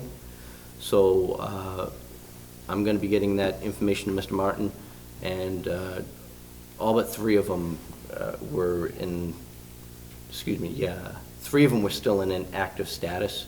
So we'll be reaching out to them and advising them that, we'll be parting ways. Okay, but all their equipment that's assigned to them will become available to the new people if Yes. they fit. Yep. I know they have to fit appropriately. Okay, that was my only question. Okay, yep, no, we, Because I just don't want to keep spending money if we got people on new equipment, if we got people only show up for 8 hours a year and their equipment is assigned to them. That's the reason for the question. oh, absolutely. And Yeah. all that other equipment we've already retained back, and it's Clean- either clean, pending somebody recycled. that will fit it or it has been reissued. Okay, so you only think we'll have to buy one more set based upon, So, okay, to answer that question, what we do every year is we review the next 2 years coming up. Some of the equipment expires, you have to replace right, it. Right, so we actually review it 2 years ahead of time so that we have a running list of knowing what needs to be replaced. We think we're averaging somewhere between 5 and 7 sets that need to be replaced each year. Okay. It's good for 10 years. So we're actually right on track with where we should be with replacing gear. okay.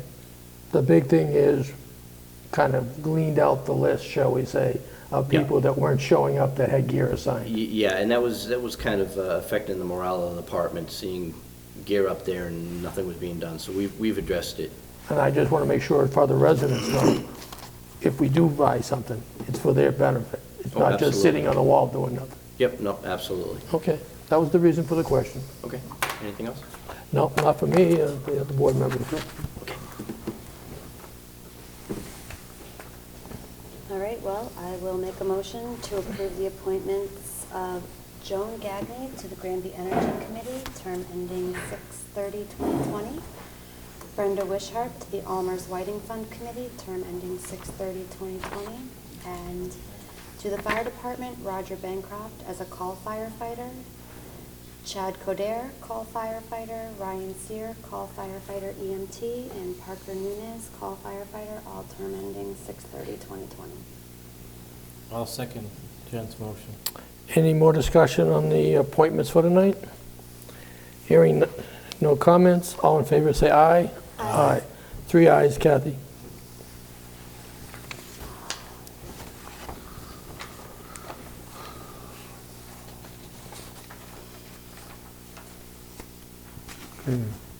Class 1, 2, and 3 licenses. Okay, the first one I have is a Class 1 sale of secondhand motor vehicles for Suzuki of Western Mass, Inc., doing business as All Power, as an agent of U.S. Suzuki Motor Corp., located at 43 West State Street, Granby, Mass. Premises described as follows. Building, 5,000 square feet, 2 rooms, 1 room used for storage and service, 1 room used for display and selling. Restrictions: no more than 5 in-trade automobiles or pickup trucks at any one time on licensed property. The fee is $50. It's number 01-0001. And the building inspector did inspect Suzuki of Western Mass, doing business as All Power Class 1. And he indicates by his own admission, Mr. Darcy stated that there were far more than 5 secondhand motor vehicles allowed for sale on the property. The restrictions listed on the license specify automobile or pickup trucks, while All Power sells used tractors. So what does that mean? Basically, the license says he can only have 5 vehicles, but he also sells used tractors that are traded in, and that those aren't included in the restrictions of automobiles and pickups. The tractors, what about the motorcycles? That considered a vehicle because it has a driver's license? The license says In-trade automobiles or pickup trucks. automobiles, and basically, Mr. Darcy stated that there were far more than the 5 secondhand motor vehicles, which is the automobiles and pickups, because they sell used tractors. So I'm going to say a motorcycle would be included under Vehicles. automobiles, the Okay, vehicles. Yeah. that's fine. I just wanted to be clear. Yes, sir. You have a frown on your face. To me, there's a difference between an automobile and a motorcycle and a tractor. I agree. I think anything by RMV is one thing, anything non-RMV is something else. That's the way I look But at the it. issue is secondhand motor vehicles. A motorcycle is a motor vehicle. Right. Yeah, I Yeah. would say if it has a motor, it's a motor vehicle. Right, So- but I wouldn't count a tractor because it's Well, not why a controlled by lawnmower? RMV. But it has a motor. Well, a lot of things have motors that But give they should them, be motor vehicles. So is a riding lawnmower. that's right. It's a motor Yeah, vehicle. it's a motor vehicle. You can drive it on the road if you You can? want to pay the fee. You mean Yeah. fine. Well, yes, but if it drives, it's a motor. I just curious how it's stated there. It's just, I mean, what are they trading in for For a tractor? vehicles, for tractors, trucks, I mean, pickup trucks, autos? Somebody has a car that, a third car that they no longer want, so they trade in for a new tractor instead. So there's far more automobiles there than 5? No, I haven't seen more than 5 on display. It's usually in that little caged area to the right of I it. know, but I'm just trying to say, I thought they said there was far more than, Then the 5 secondhand. Basically, That's what I'm saying, 'cause I don't see a lot of vehicles over there. what he's saying is Darcy's considering a tractor or motor vehicle too, because it has okay, I a got you. motor in it, Okay. even though Right. very rarely do you license a Okay, tractor to all go right, out I got and you. drive on the The road. the Just point is saying. making, I never see a lot of pickup trucks or automobiles in his thing. But he may have the tractors in a back lot versus Yeah. in the front lot there. So, Be good with that. Yeah. I'm just making sure there was no more discussion. that's fine. In that case, do you want me to do them one by one? Sure. Okay. I will make a motion to approve the agent or seller's license Class 1 for the sale of secondhand motor vehicles, number 01-0001 to Suzuki of Western Mass, Inc., DBA All Power. I'll second Jen's motion. Any more discussion on the All Power? Hearing none, all in favor say aye. Aye.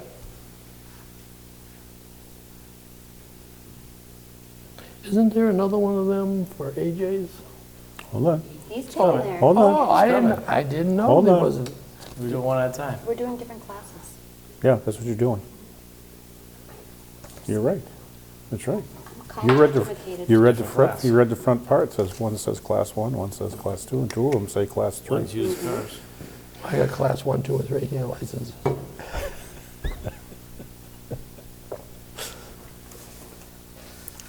All right, the next one. Permit number, license number 2-0002. It's a used car dealer's license, Class 2, to buy and sell secondhand motor vehicles. Fee of $50 to AMAJ Inc., doing business as AJ's Auto Body, 39 West State Street, Granby, Mass. Description of the premises is a metal Butler building on Route 202, some frontage for placement of cars for resale, storage in rear of building for non-repaired cars. Restrictions: no more than 6 used motor vehicles for sale at one time. Vehicles with major damage waiting to be repaired must be stored out of sight or inside of the building. License expires January 1, 2021. According to the building inspector, he inspected the location on 12/31/19. The shop was in good order, and his spray booth had been inspected twice in the past year as required. He had a conversation about parking vehicles near the wetlands. AJ said he would try to live within the restrictions. Try to live. There was one vehicle parked past the limits near the wetlands, but it was clear it had been moved there on the day of inspection by the marks in the fresh snow. I have a concern with this one, okay? You drive by, I've drove Baxter for like 2 solid months, maybe 3, and you had those 2 vehicles with major damage parked in that grassy or the dirt area, where here it says vehicles with major damage waiting to be repaired must be stored out of sight or inside of the building. He wasn't following that restriction. So basically, he's taking them out of the inside. No, when he they doesn't come put in? them away out of sight. He just leaves them there, Okay. okay? And I have a problem with that. Has he been spoken to about it? We sent the building inspector there a couple times. We sent a letter last year. You want to know why we weren't renewing his license, and that was the reason. He said he was going to take care of that, Okay. okay? So the issue is becoming that he tells you one thing, but then does another, okay? And it's a problem I'm having. You know, if the board doesn't care, it doesn't matter to me, but I just want to put out there that he does not abide by the restrictions. If it's a bylaw, we have to care, and we got to do what the people want. It's a restriction on the license. Right, I understand that, but that restriction comes from the bylaws.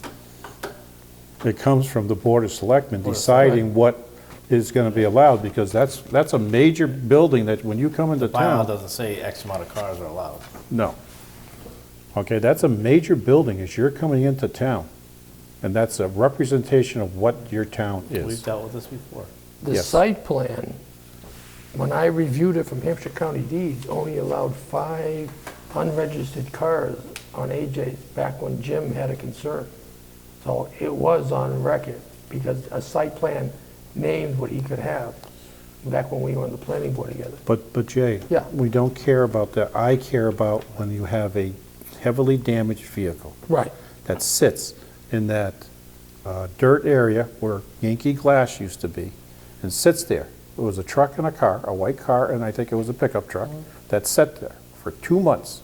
well, And then there was building, no effort to put it out of sight. well, then why didn't the building inspector do anything about it? That's a good question. Because, I mean, if the board here signs all these restrictions, and the person responsible for it doesn't comply with those restrictions, what good is it signing this stuff. Does the board call him in as the issuing authority? Because it's not really a zoning issue, it's a license issue. It's not really a zoning issue, it's a license issue. Does the board call him in and address it with him? So what you're saying to me that this is a select board problem and not a zoning problem? Yes. I think a letter is sent to him, reminding him of what his license states. Can a license be revoked? Yes. Yes. Okay. And I so- think in that letter should state, these are requirements of your license, what your license allows. If these are violated, it's subject to being revoked. and I don't it's have a been problem with that. past I mean, occurrence. we got to keep everybody equal. Everybody's equal. No, I'm just saying, I just have the concern, that's No, all. and that's why, and it's a legitimate concern, and I know we've dealt with it before. I think it's just a letter being sent to them, as indicated on your license. This is what is allowed. Anything beyond this, without a reasonable explanation or something, then you're subject to your license being revoked. Yeah, because there's a possibility that a car is dropped off on a Friday from an accident. And I don't have a problem with Or Monday or that. But when you something see it there for a week, No, 2 I- weeks, a month, Yeah, that's Same right. It vehicle, should be. you know, Yeah. there's a concern. The vehicle should be moved, right. I agree. If it was there for a day or so, or a weekend or something, we no control somebody else, that's not his problem. But if it's just sitting there for a month, 2 months, yeah, there's a problem. I don't have a problem with the letter stating to revoke the license, and if we want to, if we see it again and you bring it to our attention, then we can send them one letter for warning, say, hey, this is the last warning, it'll be revoked. I don't have a problem with that. We have to treat everybody equal. Okay, on that note, I will make a motion to approve used car dealer's license Class 2 to buy and sell secondhand motor vehicles, number 2-0002, for AMAJ Inc., DBA AJ's Auto Body, at 39 West State Street, Granby, Mass., with the condition that a letter be sent reminding him of the restrictions to the license and the possibility of revocation. And if I wouldn't not make that a condition of followed. us signing it. I'd make that just a condition that it's sent. A directive that Directive. a letter be Alright. sent. And we along with it. authorize Mr. Martin to sign it. What Jay said. Well, he's sitting up there, why should he wait 2 weeks for us to sign it? I'll second Jen's motion. All in favor of Jen's motion, say aye. Aye. How come I get the hard ones? It wasn't that bad.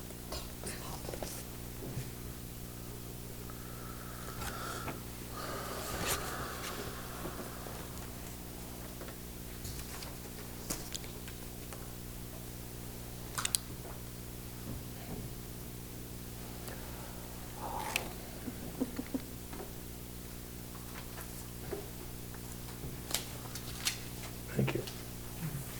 Thank you.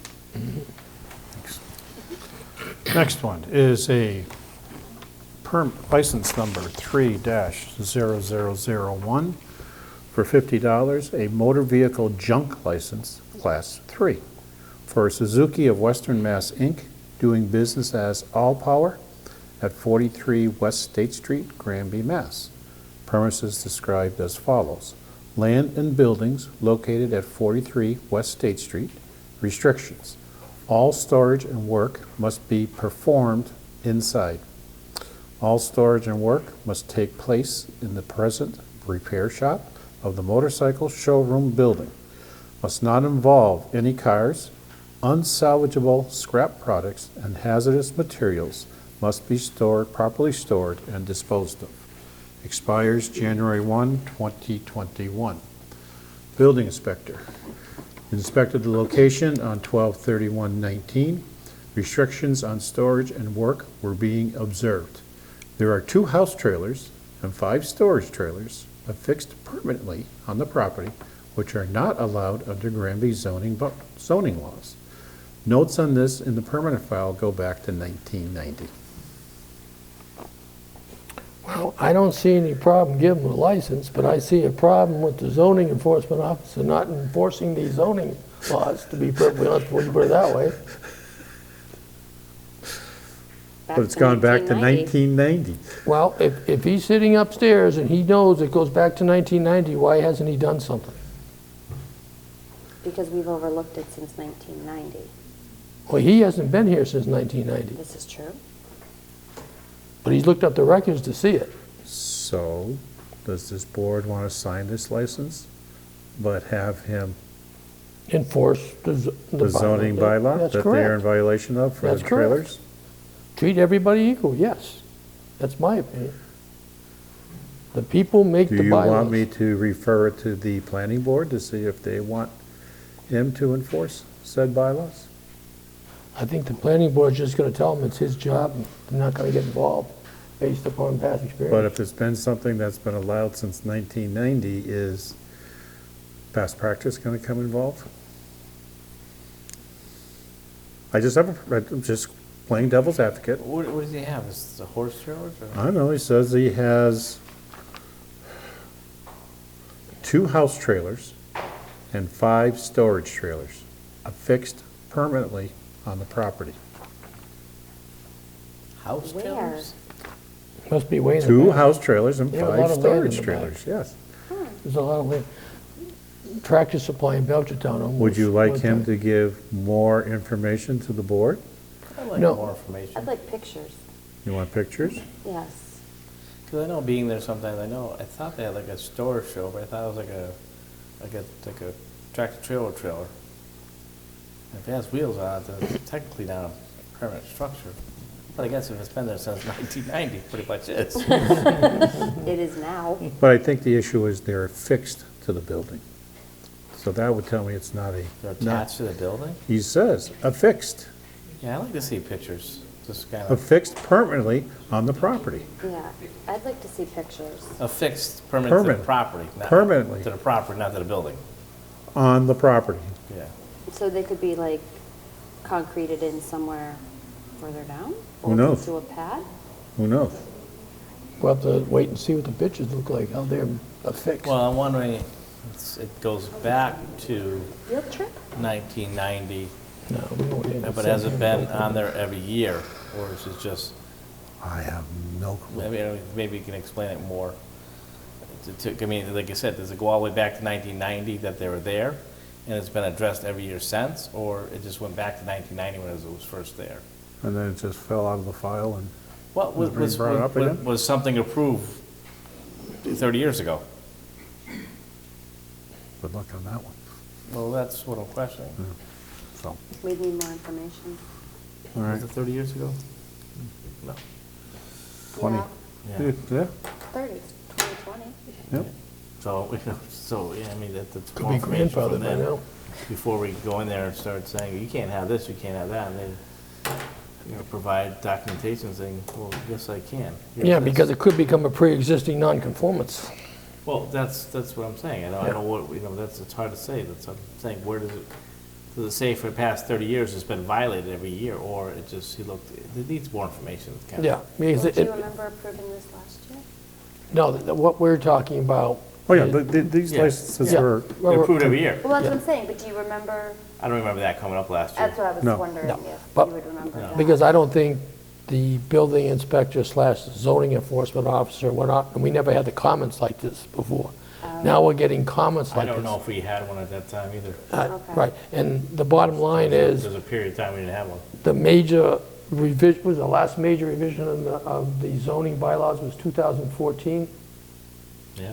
Yep. So, I mean, if the bylaw that was written was created in 2014, which I have no idea that they're discussing, and that stuff was there in 1990, no, because if I remember right, 2014 was just basically Zoning. zoning, changing GB2 to Yeah, overlays and GB, stuff creating like the village center, creating down by, the overlay down by Office Park, overlay down by McDuffie, Yeah, it's School more Street. zoning than anything. Yeah. but if I also remember from my planning board days, The first zoning bylaws were 1996? 76. 76. Was it 76? Oh, yeah, I got the 79 mixed. Well, anyways, if he can prove they were there before the bylaw that was created said they couldn't be there, they become a pre-existing nonconformance. Example, AJ's Auto Body. That whole place is a pre-existing nonconformance. It's too close to the road by today's standards. But you can't do anything about it because it was there before the setback rule came out. I just think we need more information on it. Yeah, we need can definitely research more. it, but Okay. I don't think it. Do you want to hold that license until we get more information? I don't want to hold the license because technically they can't operate without their license. Yeah, you're right. Mhm. So do you want to allow it to go through? Well, he wouldn't We- be able to We can always operate the revoke it. junk. We can always revoke it, like you said Right, we before. can revoke it if. So, I mean, I see no sense in holding it up. Yeah, I don't see a sense of holding up. We could find out more information.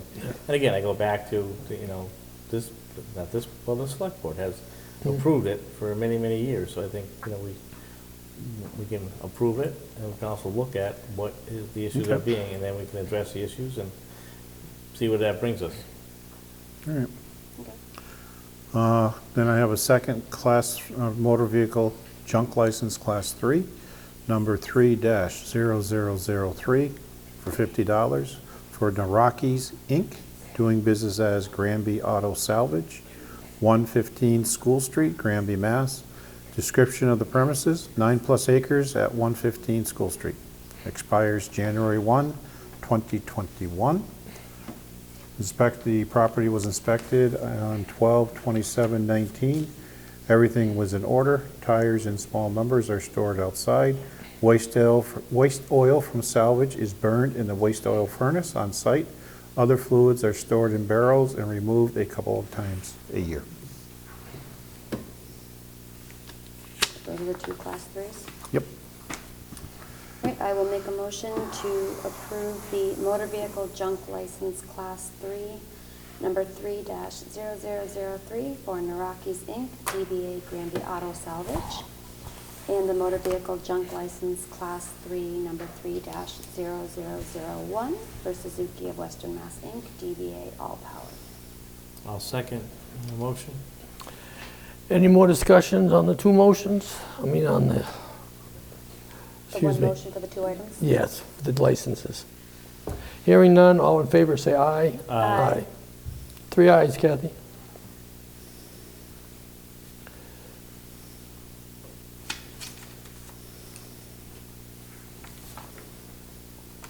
You can't figure that one out. What? Well, you can't figure that one out. That just got minuscule. Good luck with this one, Jay. Oh, it doesn't matter to me at this point. Just sign somewhere's on there. That's all that matters. It shrunk.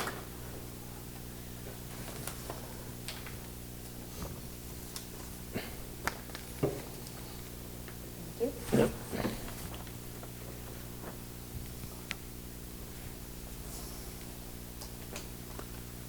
And then number 9 is to approve a entertainment license. This is license number 20-03, fee of $50, issued to ACM Inc., doing business as Cindy's Drive-In, 455 East State Street, Granby, Mass.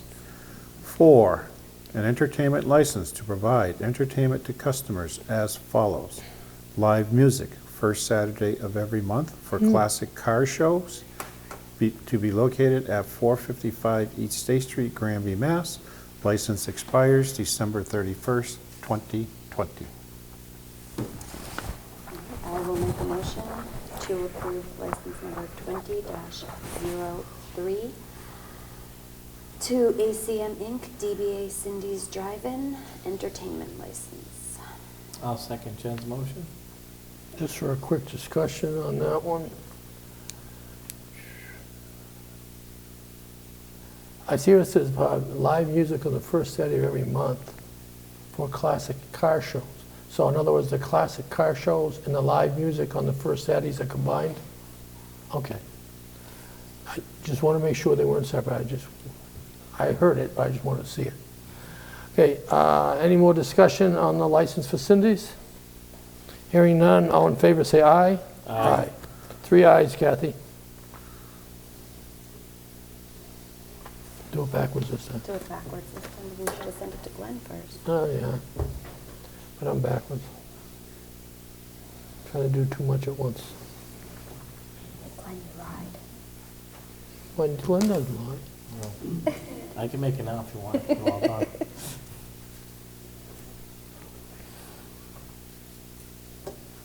After you sign up. Yeah, it's all done. Thank you.